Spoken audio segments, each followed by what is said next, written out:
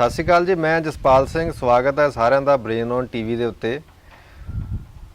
ਪ੍ਰਚਾਰ ਕਰਨਾ ਇੱਕ ਬਹੁਤ ਉੱਤਮ ਸੇਵਾ ਮੰਨੀ ਜਾਂਦੀ ਹੈ, ਕਿਉਂਕਿ ਜਦੋਂ ਕਿਸੇ ਵੀ ਕੌਮ ਦੇ ਵਿੱਚ ਗਿਰਾਵਟ ਆ ਜਾਂਦੀ ਹੈ ਤਾਂ ਉਦੋਂ ਪ੍ਰਚਾਰਕਾਂ ਦੀ ਬੜੀ ਵੱਡੀ ਜ਼ਿੰਮੇਵਾਰੀ ਬਣ ਜਾਂਦੀ ਹੈ ਕਿ ਉਹ ਕੌਮ ਨੂੰ ਸਿੱਧੇ ਰਸਤੇ 'ਤੇ ਲੈ ਕੇ ਜਾਣ, ਜਾਂ ਜਿਸ ਕਿਸਮ ਦੇ ਭੁਲੇਖੇ ਪਾ ਦਿੱਤੇ ਜਾਂਦੇ ਆ ਸ਼ਰਾਰਤੀ ਅਨਸਰਾਂ ਵੱਲੋਂ, ਇੱਕ ਚੰਗਾ ਅਤੇ ਸਿਆਣਾ ਪ੍ਰਚਾਰਕ ਜਿਹੜਾ ਉਹਨਾਂ ਭੁਲੇਖਿਆਂ ਨੂੰ ਦੂਰ ਕਰਦਾ। ਜਿੱਦਾਂ ਅੱਜ ਤੋਂ ਕੁਝ ਸਮਾਂ ਪਹਿਲਾਂ ਗਿਆਨੀ ਦੇਸ ਸਿੰਘ ਹੁਣੀ ਜਾਂ ਪ੍ਰੋਫੈਸਰ ਗੁਰਮੁਖ ਸਿੰਘ ਹੁਣੀ, ਉਹਨਾਂ ਨੇ ਬੜਾ ਵਧੀਆ ਪ੍ਰਚਾਰ ਕੀਤਾ ਸਿੰਘ ਸਭਾ ਲਹਿਰ ਖੜੀ ਕਰਕੇ।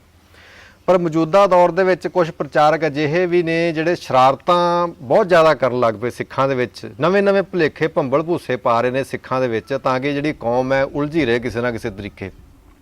ਮੌਜੂਦਾ ਦੌਰ ਦੇ ਵਿੱਚ ਜਦੋਂ ਇੱਕ ਦਾ ਭੁਲੇਖਾ ਹੁੰਦਾ ਹੈ, ਇੱਕ ਚੀਜ਼ ਆ ਜਾਂਦੀ ਹੈ ਕਿ ਬੰਦਾ ਜਦੋਂ ਸਾਡੇ ਜਿਹੜਾ ਆਧਾਰ ਹੈ ਸਿੱਖਾਂ ਦਾ ਗੁਰੂ ਗ੍ਰੰਥ ਸਾਹਿਬ, ਉਹਦੇ ਉੱਪਰ ਹੀ ਕਿੰਤੂ ਪਰੰਤੂ ਹੋਣ ਲੱਗ ਜਾਣ, ਜਾਂ ਜਿਹੜੀਆਂ ਇਤਿਹਾਸਕ ਇਮਾਰਤਾਂ ਨੇ ਉਸ ਇਤਿਹਾਸ ਨੂੰ ਮਨਫੀ ਕਰਕੇ ਆਪਣੀਆਂ ਹੀ ਉਲਝਲੂਲ ਜਿਹੜੀਆਂ ਫਿਲਾਸਫੀਆਂ ਦੇਣਾ ਸ਼ੁਰੂ ਕਰ ਦੇਣਾ।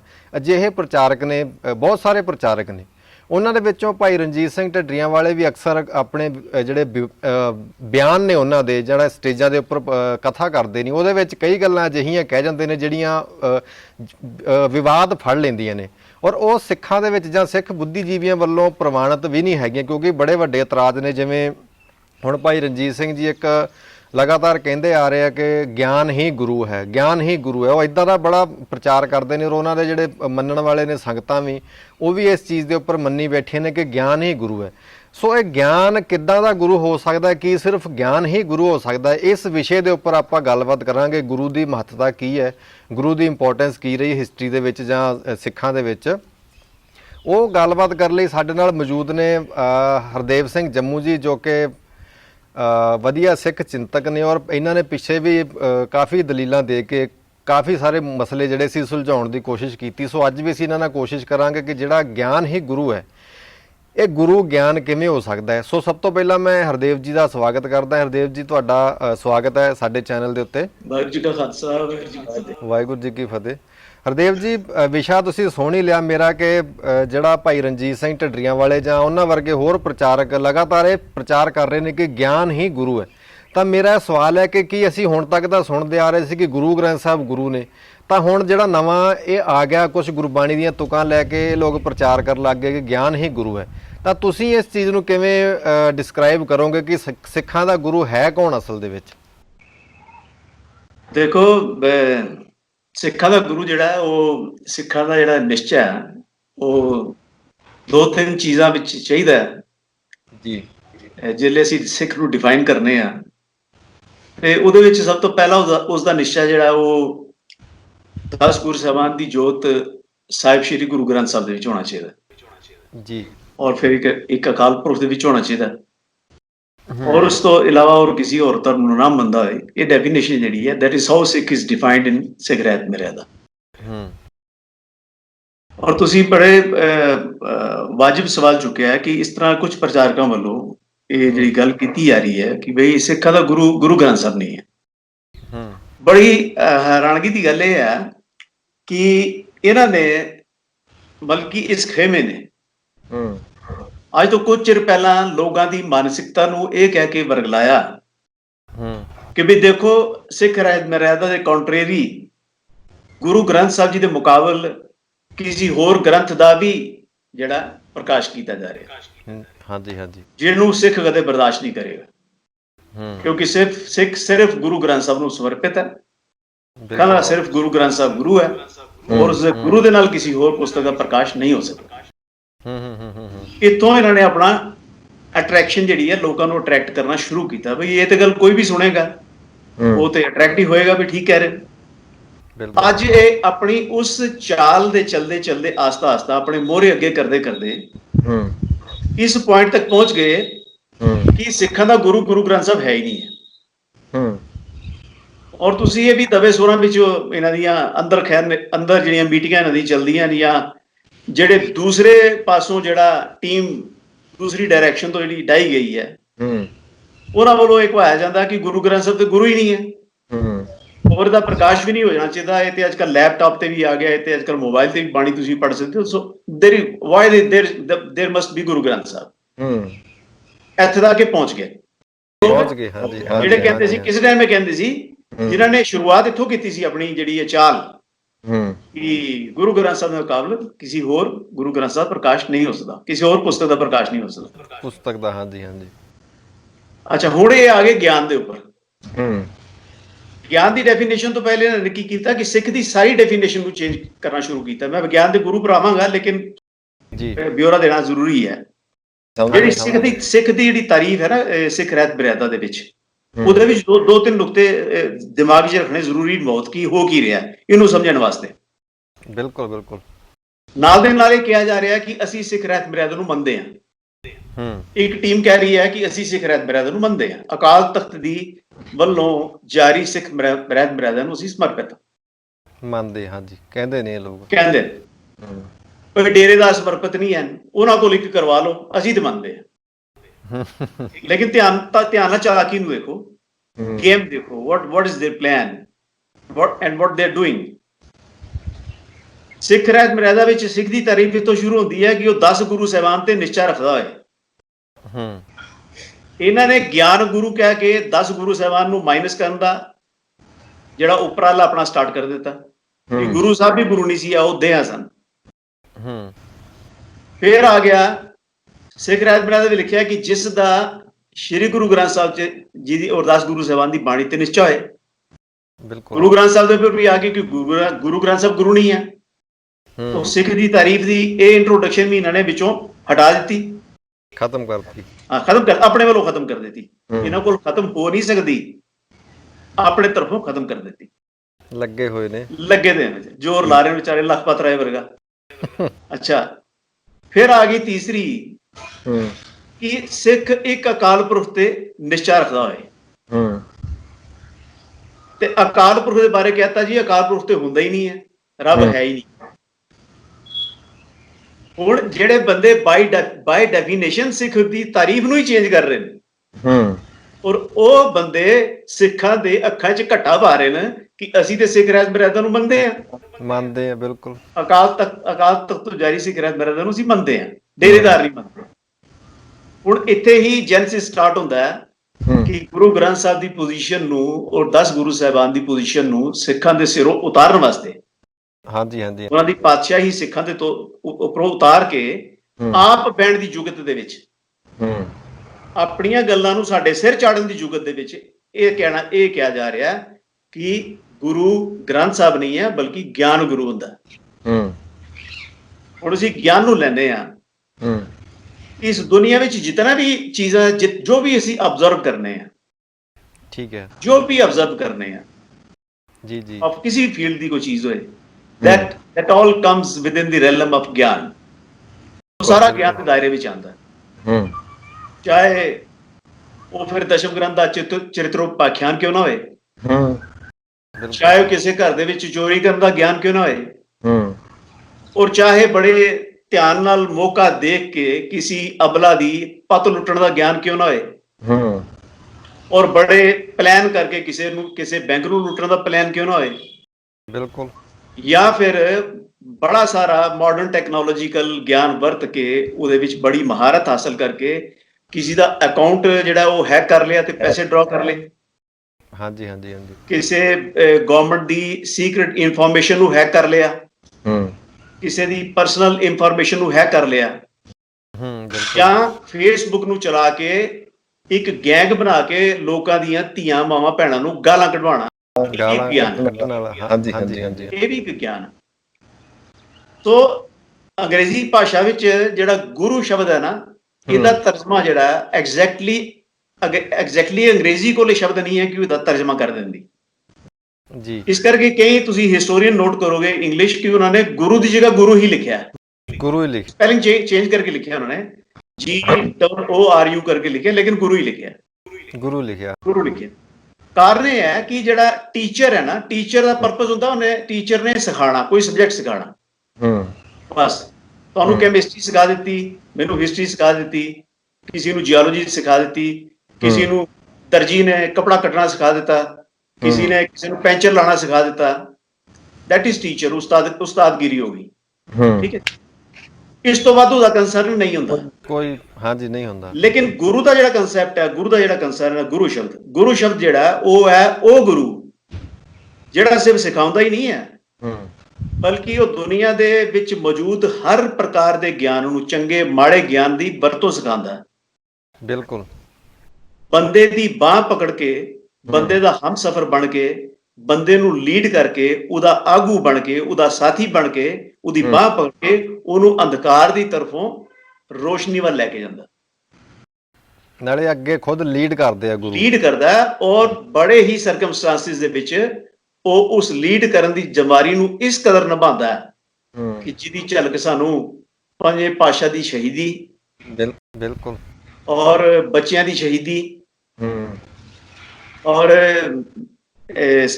ਮਹਾਨ ਸਾਡੇ ਜਿਹੜੇ ਸਿੱਖ ਸ਼ਹੀਦ ਹੋਏ ਉਹਨਾਂ ਦੀ ਸ਼ਹੀਦੀ, ਔਰ ਸਾਰੇ ਗੁਰੂ ਸਾਹਿਬਾਨ ਦੇ ਪ੍ਰਚਾਰ ਦੌਰੇ, ਔਰ ਸਾਡੇ ਗੁਰੂ ਸਾਹਿਬਾਨ ਵੱਲੋਂ ਕੀਤੇ ਗਏ ਬੜੇ ਬੜੇ ਮਹਾਨ ਕਾਰਜ, ਉਹ ਉਸ ਹੱਦ ਤੱਕ ਜਾਂਦਾ ਹੈ ਤਾਂ ਕਿ ਮੈਂ ਆਪਣੇ ਸਮਾਜ ਵਿੱਚ, ਆਪਣੀ ਮਨੁੱਖਤਾ ਦੇ ਵਿੱਚ ਨੂੰ ਇੱਕ ਅੱਛੀ ਗਿਆਨ ਦੀ ਵਰਤੋਂ ਦੇਣ ਵਾਸਤੇ, ਸਿਖਾਉਣ ਵਾਸਤੇ ਮੈਂ ਉਹਨੂੰ ਹਨੇਰੇ ਦੀ ਤਰਫੋਂ ਚਾਨਣ ਵਾਲੇ ਪਾਸੇ ਲੈ ਕੇ ਆਵਾਂ। ਉਹ ਹੁੰਦਾ ਗੁਰੂ। ਬਿਲਕੁਲ। ਹੁਣ ਇਹ ਕੀ ਕਰ ਰਹੇ ਨੇ ਕਿ ਇਹ ਗਿਆਨੀ ਜਿਹੜੇ ਇਹਨਾਂ ਕੋਲ ਗਿਆਨ ਹੈ ਆਪਣਾ, ਆਪਣੀ ਆਪਣੀ ਇੰਟਰਪ੍ਰੀਟੇਸ਼ਨ। ਹੁਣ ਮੈਂ ਤੁਹਾਨੂੰ ਇੱਕ ਗੱਲ ਦੱਸਣਾ ਵਾ ਕਿ ਵੇਦਾਂ ਦੇ ਵਿੱਚ ਕੀ ਹੈ ਕਿ ਵੇਦਾਂ ਦੇ ਬਾਰੇ ਕਿਹਾ ਜਾਂਦਾ ਕਿ ਵੇਦ 4 ਰਿਸ਼ੀਆਂ ਨੇ ਜਿਹੜੇ ਦਿੱਤੇ। ਬਿਲਕੁਲ, 4 ਰਿਸ਼ੀਆਂ ਨੇ ਦਿੱਤੇ। ਹੁਣ ਜਿਹੜੇ 4 ਰਿਸ਼ੀਆਂ ਨੇ ਵੇਦ ਦਿੱਤੇ, ਉਹਨਾਂ ਦੀ ਵਿਆਖਿਆ ਦੇ ਵਿੱਚ ਅੱਗੇ 6 ਸਕੂਲਸ ਆਫ ਥਾਟ ਬਣੇ ਵੇਦਾਂ ਦੇ ਗਿਆਨ ਨੂੰ ਐਕਸਪਲੇਨ ਕਰਨ ਵਾਸਤੇ। ਔਰ ਤੁਸੀਂ ਧਿਆਨ ਦਿਓਗੇ ਕਿ ਵੇਦਾਂ ਨੇ ਜਿਹੜੇ, ਵੇਦ ਦਾ ਮਤਲਬ ਹੀ ਹੁੰਦਾ ਗਿਆਨ। ਠੀਕ ਹੈ। ਵੇਦਾਂ ਵਿੱਚ ਕੋਈ ਗੁਰ ਦੀ ਪੋਜੀਸ਼ਨ ਜਿਹੜੀ ਹੈ ਉਹ ਇਤਨੀ ਸੁਪਰੀਮ ਪੋਜੀਸ਼ਨ ਨਹੀਂ ਹੈ। ਠੀਕ ਹੈ ਜੀ। ਕਲੂਨੀ ਇੱਕ ਸ਼ਾਇਦ ਉਹ ਜਰਮਨ ਦਾ ਫਿਲੋਸਫਰ ਹੈ, ਇੰਟਰਪ੍ਰੀਟੇਸ਼ਨ ਕੀਤੀ ਉਹਨੇ, ਸੰਸਕ੍ਰਿਤ ਦਾ ਜਾਣਕਾਰ ਹੈ, ਐਕਸਪਰਟ ਹੈ। ਉਹਨੇ ਇਹ ਗੱਲ ਕਹੀ ਸੀ, ਕਲੂਨੀ ਨੇ ਇਹ ਗੱਲ ਕਹੀ ਕਿ ਮੈਨੂੰ ਇਹ ਜਾਪਦਾ ਹੈ ਕਿ ਵੇਦਾਂ ਦੇ ਵਿੱਚ ਗੁਰੂ ਦਾ ਕੋਈ ਮਹੱਤਵ ਨਹੀਂ ਹੈ, ਜ਼ਿਆਦਾ ਮਹੱਤਵ ਨਹੀਂ ਹੈ ਗੁਰੂ ਦਾ, ਗਿਆਨ ਦਾ ਮਹੱਤਵ। ਇਸੇ ਕਰਕੇ ਤੁਸੀਂ 6 ਸਕੂਲਸ ਆਫ ਥਾਟ ਦੇਖੋਗੇ ਨਾ ਵੇਦਾਂ ਦੇ, ਉਹ ਗਿਆਨ ਨੂੰ ਤਰਜੀਹ ਦਿੰਦੇ ਨੇ, ਨੌਲੇਜ ਨੂੰ। ਠੀਕ ਹੈ ਜੀ। ਹੁਣ ਇਹਨਾਂ ਨੇ ਕੀ ਕੀਤਾ ਹੈ ਕਿ ਇਹਨਾਂ ਨੇ ਵੀ ਉਹੀ ਸਕੀਮ ਅਡਾਪਟ ਕੀਤੀ ਹੈ। ਇਹਨਾਂ ਨੂੰ ਪਤਾ ਨਹੀਂ ਹੈ, ਇਹਨਾਂ ਨੇ ਪੜ੍ਹੇ ਨਹੀਂ ਹੈ, ਪੜ੍ਹਦੇ ਨਹੀਂ ਭਾਈ ਸਾਹਿਬ। ਨਿਆਇ ਵਿਸ਼ੇਸ਼ ਅਗਰ ਇਹਨਾਂ ਨੇ ਨਿਆਇ ਸ਼ਾਸਤਰ ਨੂੰ ਥੋੜੀ ਝਾਤ ਮਾਰੀ ਹੁੰਦੀ, ਅਗਰ ਵਿਸ਼ੇਸ਼ਕਾ ਸ਼ਾਸਤਰ ਨੂੰ ਇਹਨਾਂ ਨੇ ਝਾਤ ਮਾਰੀ ਹੁੰਦੀ, ਸਾਂਖਿਆ ਸ਼ਾਸਤਰ ਨੂੰ ਝਾਤ ਮਾਰੀ ਹੁੰਦੀ, ਯੋਗ ਸ਼ਾਸਤਰ ਨੂੰ ਝਾਤ ਮਾਰੀ ਹੁੰਦੀ, ਜਾਂ ਇਹਨਾਂ ਨੇ ਮੀਮਾਂਸਾ ਦੇਖੀ ਹੁੰਦੀ, ਜਾਂ ਇਹਨਾਂ ਨੇ ਵੇਦਾਂਤ ਦੇਖਿਆ ਹੁੰਦਾ, ਪੜ੍ਹਿਆ ਹੁੰਦਾ, ਤੇ ਇਹਨਾਂ ਨੂੰ ਪਤਾ ਚੱਲਦਾ ਬਈ ਅਸੀਂ ਜੋ ਕਰ ਰਹੇ ਹਾਂ, ਪੇਸ਼ ਕਰ ਰਹੇ ਹਾਂ ਨਾ, ਇਹ ਕਾਪੀ ਹੈ। ਠੀਕ ਹੈ, ਇਹ ਕਾਪੀ ਹੈ। ਔਰ ਅਗਰ ਖਾਸ ਤੌਰ ਤੇ ਅਗਰ ਇਹਨਾਂ ਨੇ ਸਾਂਖਿਆ ਨੂੰ ਝਾਤ ਮਾਰੀ ਹੁੰਦੀ ਤੇ ਇਹਨਾਂ ਨੂੰ ਇਹ ਪਤਾ ਚੱਲ ਜਾਣਾ ਸੀ ਕਿ ਜੋ ਰੱਬ ਦਾ ਤਸਵਰ ਅਸੀਂ ਕਹਿ ਰਹੇ ਨਾ ਕਿ ਰੱਬ ਨਹੀਂ ਹੁੰਦਾ, ਇਹ ਸਾਂਖ ਸ਼ਾਸਤਰ ਦੇ ਵਿੱਚ ਆਈਡੀਓਲੋਜੀ ਆ ਚੁੱਕੀ ਹੈ। ਔਰ ਪਿਛਲੇ ਇਹਨਾਂ 6 ਸਕੂਲ ਆਫ ਥਾਟ ਤੋਂ ਇਲਾਵਾ ਜਿਹੜੇ 6 ਸਕੂਲ ਆਫ ਥਾਟ ਹੋਰ ਜਿਹੜੇ ਆਏ, ਜਿਹੜੇ ਇੰਡੀਅਨ ਫਿਲਾਸਫੀ ਚ, ਜਿਸ ਤਰ੍ਹਾਂ ਜੈਨ, ਬੁੱਧਿਸਟ, ਅਜੀਵਕਾ, ਚਾਰਵਾਕ, ਉਹ ਸਾਰੇ ਭਗਵਾਨ ਦੀ ਹੋਂਦ ਤੋਂ ਮੁਨਕਰ ਸੀਗੇ। ਠੀਕ ਹੈ ਜੀ। ਜਿਸ ਤਰ੍ਹਾਂ ਇਹ ਆਈਡੀਓਲੋਜੀ ਇਹ ਦੇ ਰਹੇ ਨੇ, ਇਹੀ ਆਈਡੀਓਲੋਜੀ ਉਹ ਦਿੰਦੇ ਸੀ। ਅੱਛਾ, ਹੁਣ ਇਸ ਪ੍ਰੋਸੈਸ ਤੋਂ ਤੁਸੀਂ ਥੋੜੀ ਜਿਹੀ ਅੱਗੇ ਆਇਓ। ਪੰਜਾਬ ਦੇ ਵਿੱਚ ਕੀ ਹੋਇਆ? ਪੰਜਾਬ ਵਿੱਚ ਆਰੀਆ ਸਮਾਜ ਮੂਵਮੈਂਟ ਜਿਹੜੀ ਚੱਲੀ, ਸਵਾਮੀ ਦਇਆਨੰਦ ਉਸ ਮੂਵਮੈਂਟ ਦੇ ਆਗੂ ਸੀਗੇ। ਉਹਨਾਂ ਨੇ ਸਾਡੇ ਗੁਰੂ ਸਾਹਿਬ ਤੇ 2 ਟਿੱਪਣੀਆਂ ਕੀਤੀਆਂ। ਇੱਕ ਤੇ ਕਿਹਾ ਵੀ ਉਹ ਗੁਰੂ ਸਾਹਿਬ ਜਿਹੜੇ ਨੂੰ ਭੁੱਲਣਹਾਰ ਸਨ, ਗਲਤੀਆਂ ਕਰਦੇ ਸੀ, ਤੇ ਉਹ ਤੇ ਮੂਲ ਮੰਤਰ ਲਿਖਣ ਵਿੱਚ ਵੀ ਗਲਤੀ ਕਰ ਗਏ। ਅੱਛਾ, ਉਹਨਾਂ ਆਰੀਆ ਸਮਾਜੀਆਂ ਨੇ ਕਿਹਾ ਸੀ ਇਹ। ਹਾਂ, ਔਰ ਦੂਸਰਾ ਉਹਨਾਂ ਨੇ ਕਿਹਾ ਕਿ ਜਿਹੜਾ ਗੁਰੂ ਗ੍ਰੰਥ ਸਾਹਿਬ ਹੈ ਇਹ ਤੇ ਮੂਰਤੀ ਹੈ। ਗਿਆਨੀ ਦਿੱਤ ਸਿੰਘ ਜੀ ਦਾ ਆਰੀਆ ਸਮਾਜ ਨਾਲ ਟੁੱਟਣ ਦਾ ਮੇਨ ਕਾਰਨ ਹੀ ਇਹ ਸੀ। ਇਸ ਮਾਮਲੇ ਦੇ ਵਿੱਚ ਇਹ ਜਿਹੜੇ ਸਾਡੇ ਅੱਜ ਦੇ ਭਾਈ ਸਾਹਿਬਾਨ ਨੂੰ ਕੁਝ ਇਹ ਬਿਲਕੁਲ ਦਇਆਨੰਦ ਸਵਾਮੀ ਦੇ ਨਾਲ ਮੋਢਾ ਜੋੜ ਕੇ ਖੜੇ, ਹੱਥ ਪਾ ਕੇ ਖੜੇ, ਬਿਲਕੁਲ। ਇਸ ਗੱਲ ਨੂੰ ਥੋੜਾ ਜਿਹਾ ਹੋਰ ਸਪਸ਼ਟ ਕਰੋ ਵੀ ਕਿਵੇਂ ਖੜੇ ਆ ਆਰੀਆ ਸਮਾਜ ਦੇ ਨਾਲ, ਕਿਵੇਂ ਖੜੇ ਅੱਜ ਕੱਲ ਦੇ ਪ੍ਰਚਾਰਕ? ਦੇਖੋ, ਆਰੀਆ ਸਮਾਜ ਦਾ ਜਿਹੜਾ ਪੁਆਇੰਟ ਸੀ ਨਾ, ਆਰੀਆ ਸਮਾਜ ਨੇ ਕੀ ਕੀਤਾ ਕਿ ਪਹਿਲੇ ਤੇ ਉਹਨੇ ਏਕ ਓਂਕਾਰ ਨੂੰ ਓਂ ਕਰਕੇ ਲਿਖਿਆ ਸਤਿਆਰਥ ਪ੍ਰਕਾਸ਼ ਵਿੱਚ। ਏਕ ਓਂਕਾਰ ਦਾ ਪੂਰਾ ਸਰੂਪ ਨਹੀਂ ਲਿਖਿਆ ਜੀ। ਇਹ ਵੀ ਏਕ ਓਂਕਾਰ ਦੇ ਪੂਰੇ ਸਰੂਪ ਨੂੰ ਨਹੀਂ ਮੰਨਦੇ, ਏਕੋ ਮੰਨਦੇ ਨੇ, ਏਕੋ ਕਰੀ ਜਾਂਦੇ ਨੇ, ਏਕ ਓਂਕਾਰ ਨਹੀਂ ਕਹਿੰਦੇ ਜੀ। ਇੱਕ ਚੀਜ਼। ਸੈਕੰਡ ਚੀਜ਼ ਆ ਗਈ ਕਿ ਉਹਨੇ ਕਿਹਾ ਕਿ ਗੁਰੂ ਨਾਨਕ ਦੇਵ ਜੀ ਜਿਹੜੇ ਨਾ, ਇਹਨਾਂ ਨੂੰ ਕੋਈ ਗਿਆਨ ਨਹੀਂ ਸੀ। ਇਹ ਤੇ ਮੂਲ ਮੰਤਰ ਦੇ ਵਿੱਚ, ਮੂਲ ਮੰਤਰ ਲਿਖਣ ਵਿੱਚ ਨਿਰਭੈ ਸ਼ਬਦ ਲਿਖਣ ਵਿੱਚ ਗਲਤੀ ਕਰ ਗਏ। ठीक है। ठीक है जी। दूसरा उन्हें क्या कि जड़ा जी प्रकृति है, प्रकृति है एक कारण स्वरूप अपने आप तो आप है, इनू बनाने वाला रब नहीं, इनू बनाने वाला करता नहीं है। ये प्रकृति अपने आप तो आप बनी दी है, जिस तरह कहते ना बीज ही फैल के पेड़ बन गया, बस यही ਉਹਦੀ ਟੋਨ ਸੀ कि प्रकृति कारण स्वरूप ਵਿੱਚ अपने आप तो आप है। ठीक है ना। थर्ड गल आ गई कि उन्हें क्या कि जिन्हों तुसी गुरु ग्रंथ साहब कहते हो, गुरु ग्रंथ साहब नहीं, ये तो मूर्ति है।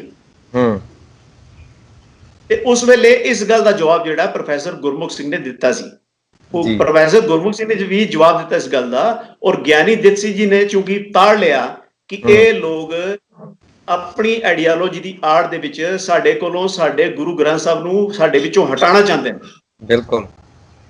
ਤੇ ਇਸ ਤੋਂ ਪਹਿਲੇ ਕਿ ਇਹ ਕੰਮ ਕਰਨ, ਅਸੀਂ ਆਪਣੇ ਗੁਰੂ ਦੇ ਨਾਲ ਹੀ ਰਹੀਏ ਔਰ ਅਸੀਂ ਇਹਨਾਂ ਦੇ ਮਨਸੂਬਿਆਂ ਦੇ ਵਿੱਚ ਅਸੀਂ ਸ਼ਾਮਲ ਨਾ ਹੋਈਏ। ਤੇ ਉਹਨਾਂ ਨਾਲ ਕਿਨਾਰਾਕਸ਼ੀ ਕਰ ਲਈ ਆਪਣੀ। ਬਿਲਕੁਲ ਠੀਕ ਹੈ ਜੀ, ਕਿਨਾਰਾਕਸ਼ੀ ਕਰ ਲਈ। ਯਾਨੀ ਕਿ ਤੁਸੀਂ ਕਹਿ ਸਕਦੇ ਹੋ ਕਿ ਉਹਨਾਂ ਨੇ ਆਪਣੇ ਗੁਰੂ ਗ੍ਰੰਥ ਸਾਹਿਬ ਨੂੰ ਆਪਣੇ ਸਿਰ ਤੇ ਹੀ ਰਹਿਣ ਦਿੱਤਾ, ਗੁਰੂ ਸਾਹਿਬਾਨ ਨੂੰ ਆਪਣੇ ਸਿਰ ਤੇ ਹੀ ਰਹਿਣ ਦਿੱਤਾ, ਕਿਸੇ ਸਵਾਮੀ ਨੂੰ ਆਪਣੇ ਸਿਰ ਤੇ ਨਹੀਂ ਬਿਠਾਇਆ। ਠੀਕ ਹੈ ਜੀ। ਹੁਣ ਇਹ ਕੀ ਚਾਹੁੰਦੇ ਨੇ, ਹੁਣ ਪ੍ਰੋਗਰਾਮ ਕੀ ਚੱਲ ਰਿਹਾ ਕਿ ਗੁਰੂ ਸਾਹਿਬਾਨ ਨੂੰ ਸਿੱਖਾਂ ਦੇ ਸਿਰ ਤੋਂ ਹਟਾ ਦਿਓ, ਦਰਬਾਰ ਸਾਹਿਬ ਦੇ ਤਸੱਵੁਰ ਨੂੰ, ਅਕਾਲ ਤਖਤ ਦੇ ਤਸੱਵੁਰ ਨੂੰ ਗੁਰੂ ਗ੍ਰੰਥ ਸਾਹਿਬ ਦੇ ਸਿੱਖਾਂ ਦੇ ਜ਼ਿਹਨ ਵਿੱਚੋਂ ਬਾਹਰ ਕੱਢ ਦਿਓ। ਗੁਰੂ ਗ੍ਰੰਥ ਸਾਹਿਬ ਜੀ ਦੀ ਜਿਹੜੀ ਪੋਜੀਸ਼ਨ ਹੈ, ਗੁਰਤਾ ਪਦਵੀ ਹੈ, ਉਹਨਾਂ ਨੂੰ ਸਿੱਖਾਂ ਦੇ ਜ਼ਿਹਨ ਵਿੱਚੋਂ ਬਾਹਰ ਕੱਢ ਦਿਓ ਤੇ ਆਪ ਬਹਿ ਜਾਓ। ਹੁਣ ਗੱਲ ਇਹ ਹੈ ਕਿ ਸਿੱਖਾਂ ਦੇ ਸਿਰ ਉੱਪਰ ਇੰਨੀ ਜਗ੍ਹਾ ਤੇ ਹੈ ਨਹੀਂ ਹੈ। ਸਹੀ ਗੱਲ ਹੈ ਕਿ ਉਹ ਗੁਰੂ ਸਾਹਿਬਾਨ ਨੂੰ ਸਿਰ ਤੋਂ ਉਤਾਰ ਕੇ ਇਹੋ ਦੇ ਅਨਪੜ੍ਹ ਬੰਦਿਆਂ ਨੂੰ ਸਿਰ ਤੇ ਬਿਠਾ ਲੈਣ, ਚਾਹੇ ਉਹ ਕੋਈ ਵੀ ਹੋਏ। ਮੈਂ ਪਾਰਟਿਕੂਲਰ ਕਿਸੇ ਦਾ ਨਾਂ ਨਹੀਂ ਲੈਂਦਾ, ਚਾਹੇ ਕੋਈ ਪ੍ਰੋਫੈਸਰ ਹੋਏ ਜਾਂ ਕੋਈ ਬੰਦਾ ਹੋਏ, ਮੈਂ ਹੀ ਕਿਉਂ ਨਾ ਹੋਵਾਂ। ਬਿਲਕੁਲ ਸਹੀ ਗੱਲ। ਅਗਰ ਮੈਂ ਇਹ ਮਨਸੂਬਾ ਘੜ ਲਵਾਂ ਕਿ ਮੈਂ ਲੋਕਾਂ ਨੂੰ ਕਹਾਂ ਦੇਖੋ ਜੀ ਫਲਾਣਾ ਬੰਦਾ ਸਾਡੇ ਸਿਰ ਤੇ ਬਹਿਣਾ ਚਾਹੁੰਦਾ, ਤੇ ਇਹਦਾ ਮਤਲਬ ਇਹ ਤੇ ਨਹੀਂ ਹੈ ਕਿ ਕਿਸੇ ਨੂੰ ਸਿਰ ਤੇ ਉਤਾਰ ਕੇ ਤੇ ਮੈਂ ਬਹਿ ਜਾਵਾਂ ਆਪ ਉਹਦੇ ਸਿਰ ਦੇ ਉੱਪਰ। ਬਿਲਕੁਲ। ਮੈਨੂੰ ਵੀ ਕਿਉਂ ਸਿਰ ਤੇ ਕਿਉਂ ਬਿਠਾਏਗਾ? ਸਾਡੇ ਸਿਰ ਤੇ ਸਾਡੇ ਪਾਤਸ਼ਾਹ ਹੀ ਬੈਠੇਗਾ ਨਾ। ਅਸੀਂ ਉਸੇ ਦੀ ਗੁਲਾਮੀ ਚ ਰਵਾਂਗੇ। ਬਿਲਕੁਲ। ਅਸੀਂ ਉਹਦੀ ਗੁਲਾਮੀ ਛੱਡ ਕੇ ਤੇ ਅਸੀਂ ਕਿਸੇ ਭਾਈ ਦੀ ਜਾਂ ਕਿਸੇ ਸੰਤ ਦੀ ਜਾਂ ਦੂਸਰੇ ਦੀ ਗੁਲਾਮੀ ਕਿਉਂ ਕਬੂਲ ਕਰਾਂਗੇ? ਜਾਂ ਕਿਸੇ ਪ੍ਰਚਾਰਕ ਦੀ ਗੁਲਾਮੀ ਕਿਉਂ ਕਬੂਲ ਕਰਾਂਗੇ? ਠੀਕ ਹੈ ਨਾ। ਸੋ ਇਹ ਥਾਟ ਸੀ ਜਿਹੜਾ ਇਹਨਾਂ ਨੇ ਹਿੰਦੂ ਫਿਲਾਸਫੀ ਤੋਂ ਚੁੱਕਿਆ ਔਰ ਪੇਸ਼ ਕਰ ਦਿੱਤਾ ਕਿ ਗਿਆਨ ਗੁਰੂ ਹੁੰਦਾ। ਗੁਰੂ ਸਾਹਿਬ ਨੇ ਜਿਹੜਾ ਨਿਰਣਾ ਕੀਤਾ ਸੀ ਨਾ, ਉਹ ਨਿਰਣਾ ਬੜਾ ਦੂਰ ਅੰਦੇਸ਼ ਨਿਰਣਾ ਸੀ ਕਿ ਗੁਰੂ ਪਦਵੀ ਉੱਪਰ ਗੁਰੂ ਗ੍ਰੰਥ ਸਾਹਿਬ ਬੈਠਣਗੇ ਔਰ ਗੁਰੂ ਗ੍ਰੰਥ ਸਾਹਿਬ ਦੀ ਬਾਣੀ ਹੈ। ਗੁਰੂ ਗ੍ਰੰਥ ਸਾਹਿਬ ਕੋਈ ਸਿਰਫ ਇੱਕ ਉਹ ਨਹੀਂ ਹੈ ਕਿ ਜਿਹਨੂੰ ਅਸੀਂ ਕਹੀਏ ਕਿਸੇ ਗ੍ਰੰਥ ਹੈ, ਖਾਲੀ ਗ੍ਰੰਥ ਹੈ। ਗੁਰੂ ਗ੍ਰੰਥ ਸਾਹਿਬ ਦੇ ਵਿੱਚ ਬਾਣੀ ਹੈ, ਗੁਰੂ ਗ੍ਰੰਥ ਸਾਹਿਬ ਜੀ ਦੀ ਬਾਣੀ ਹੈ ਔਰ ਉਸ ਬਾਣੀ ਦੇ ਵਿੱਚ ਗਿਆਨ ਹੈ। ਇਹ ਇੱਕ ਕੰਪੈਕਟ ਪੋਜੀਸ਼ਨ ਹੈ ਜੀ। ਇਸ ਕੰਪੈਕਟ ਪੋਜੀਸ਼ਨ ਨੂੰ ਸੁਪਰੀਮ ਕੋਰਟ ਵਿੱਚ ਵੀ ਚੈਲੰਜ ਹੋਇਆ ਸੀ। ਉੱਥੇ ਉਹਨੇ ਐਸਟੈਬਲਿਸ਼ ਕਰਨ ਦੀ ਕੋਸ਼ਿਸ਼ ਕੀਤੀ ਸੀ। ਇਹ ਸ਼੍ਰੋਮਣੀ ਕਮੇਟੀ ਵਰਸਸ ਸੋਮਨਾਥ ਦਾ ਕੇਸ ਸੀ, ਜਿਹਦੇ ਵਿੱਚ ਉਹ ਬੰਦਾ ਗੁਰੂ ਗੁਰਦੁਆਰੇ ਦੀ ਪ੍ਰਾਪਰਟੀ ਨੂੰ ਆਪਣੇ ਕੋਲੋਂ ਖੋਣਾ ਚਾਹੁੰਦਾ ਸੀ ਔਰ ਉਹਨੇ ਇਹ ਕਿਹਾ ਕਿ ਅਗਰ ਅਸੀਂ ਗੁਰੂ ਗ੍ਰੰਥ ਸਾਹਿਬ ਨੂੰ ਪ੍ਰਾਪਰਟੀ ਦਿਆਂਗੇ, ਗੁਰੂ ਗ੍ਰੰਥ ਸਾਹਿਬ ਇੱਕ ਮੂਰਤੀ 'ਚ ਬਦਲ ਜਾਏਗਾ। ਇੱਕ ਮੂਰਤੀ ਹੈ।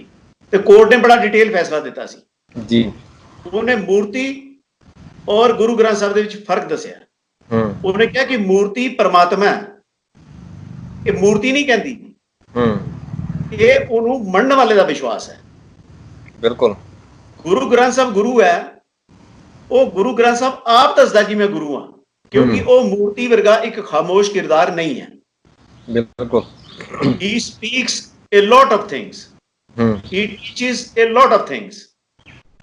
He gives directions and he commands. Guru command ਕਰਦਾ। ਬਿਲਕੁਲ ਸਹੀ ਗੱਲ। ਹੁਕਮ ਕਰਦਾ। ਗੁਰੂ ਮੇਰੇ ਲਈ ਇੱਕ ਤਸਵਰ ਨਹੀਂ ਹੈ ਕਿਸੇ ਬੰਦੇ ਦਾ, ਇਸ ਕਰਕੇ ਗੁਰੂ ਮੂਰਤੀ ਪੂਜਾ ਨਹੀਂ ਹੈ। ਇਹ ਸੁਪਰੀਮ ਕੋਰਟ ਨੇ ਕਿਹਾ। ਲੇਕਿਨ ਸਾਡੇ ਜਿਹੜੇ ਪ੍ਰਚਾਰਕ ਨੇ, ਜਿਹੜੇ ਅਨਪੜ੍ਹੇ ਪ੍ਰਚਾਰਕ ਨੇ, ਉਹਨਾਂ ਨੂੰ ਇਸ ਗੱਲ ਦਾ ਇਲਮ ਨਹੀਂ ਹੈ, ਉਹਨਾਂ ਨੂੰ ਇਤਨੀ ਸ਼ਰਮ ਵੀ ਨਹੀਂ ਕਿ ਜਿਨ੍ਹਾਂ ਚੀਜ਼ਾਂ ਉੱਪਰ ਵੱਡੇ ਵੱਡੇ ਮਾਈਂਡਸ ਬੈਠ ਕੇ, ਵੱਡੇ ਵੱਡੇ ਵਿਚਾਰਵਾਨ ਬੈਠ ਕੇ ਆਪਣਾ ਅੱਜ ਦੀ ਡੇਟ ਵਿੱਚ ਵੀ ਉਹਨੂੰ ਐਨਾਲਿਸਿਸ ਕਰਦੇ ਨੇ, ਜਾਂ ਜਿਹੜਾ ਫੈਸਲਾ ਗੁਰੂ 10ਵੇਂ ਪਾਤਸ਼ਾਹ ਜੀ ਦੇ ਮੁਖਾਰਬਿੰਦ ਤੋਂ ਆਪ ਨਿਕਲਿਆ, ਅਸੀਂ ਉਹਨੂੰ ਨਗੇਟ ਕਰਕੇ ਅਸੀਂ ਆਪਣੇ ਮੂੰਹ ਚੋਂ ਨਿਕਲੇ ਸ਼ਬਦ ਨੂੰ ਗਿਆਨ ਬਣਾ ਕੇ ਤੇ ਉਹਨਾਂ ਸ਼ਬਦਾਂ ਨੂੰ ਗੁਰੂ ਬਣਾ ਰਹੇ ਹਾਂ। ਜੇ ਇਹਨਾਂ ਦੇ ਗਿਆਨ ਨੂੰ ਗੁਰੂ ਮੰਨਣਾ ਹੋਏ ਤੇ ਫਿਰ ਕਿਹਦੇ ਗਿਆਨ ਨੂੰ ਗੁਰੂ ਮੰਨਾਂਗੇ? ਪ੍ਰੋਫੈਸਰ ਸਾਹਿਬ ਸਿੰਘ ਦੇ ਵੱਲੋਂ ਕੀਤੇ ਟੀਕੇ ਨੂੰ ਗੁਰੂ ਮੰਨਾਂਗੇ, ਡਾਕਟਰ ਕੁਲਵੀਰ ਥਿੰਦ ਦੇ ਟੀਕੇ ਨੂੰ ਗੁਰੂ ਮੰਨਾਂਗੇ, ਫਰੀਦਕੋਟੀਆਂ ਦੇ ਟੀਕੇ ਨੂੰ ਗੁਰੂ ਮੰਨਾਂਗੇ ਜੀ, ਭਾਈ ਵੀਰ ਸਿੰਘ ਦੇ ਕੀਤੇ ਟੀਕੇ ਨੂੰ ਗੁਰੂ ਮੰਨਾਂਗੇ, ਡਾਕਟਰ ਰਤਨ ਸਿੰਘ ਜੱਗੀ ਦੇ ਕੀਤੇ ਟੀਕੇ ਨੂੰ ਗੁਰੂ ਮੰਨਾਂਗੇ, ਜਾਂ ਇਹਨਾਂ ਚੋਂ ਅੱਜ ਕੋਈ ਬੰਦਾ ਉੱਠ ਕੇ ਉਹ ਟੀਕਾ ਕਰ ਦੇਗਾ ਤੇ ਉਹਨੂੰ ਗੁਰੂ ਮੰਨਾਂਗੇ। ਬਿਲਕੁਲ ਇਹਨਾਂ ਦੇ ਹਿਸਾਬ ਨਾਲ ਜਿਤਨੀ ਵਿਆਖਿਆ ਹੁੰਦੀ ਜਾਏਗੀ ਉਹਨੇ ਸਾਡੇ ਗੁਰੂ ਹੁੰਦੇ ਜਾਣਗੇ। ਇੱਕ ਗੁਰੂ ਜਿਹੜਾ ਪ੍ਰੋਫੈਸਰ ਸਾਹਿਬ ਸਿੰਘ ਨੇ ਦੇ ਦਿੱਤਾ, ਇੱਕ ਰਤਨ ਸਿੰਘ ਜੱਗੀ ਇਹਨਾਂ ਨੇ ਦੇ ਦਿੱਤਾ, ਇੱਕ ਭਾਈ ਵੀਰ ਸਿੰਘ ਇਹਨਾਂ ਨੇ ਦੇ ਦਿੱਤਾ, ਠੀਕ ਹੈ ਨਾ, ਇੱਕ ਫਰੀਦਕੋਟੀਆ ਦੇ ਦੇ ਗਏ, ਫਿਰ ਤੇ ਗੁਰੂ ਗੁਰੂ ਹੋ ਗਏ। ਤਾਂ ਗੁਰੂ ਕੌਣ ਹੈ? ਗੁਰੂ ਦੀ ਜਿਹੜੀ ਹੈਸੀਅਤ ਹੈ ਉਹ ਸਿਰਫ ਗੁਰੂ ਗ੍ਰੰਥ ਸਾਹਿਬ ਕੋਲ ਹੈ।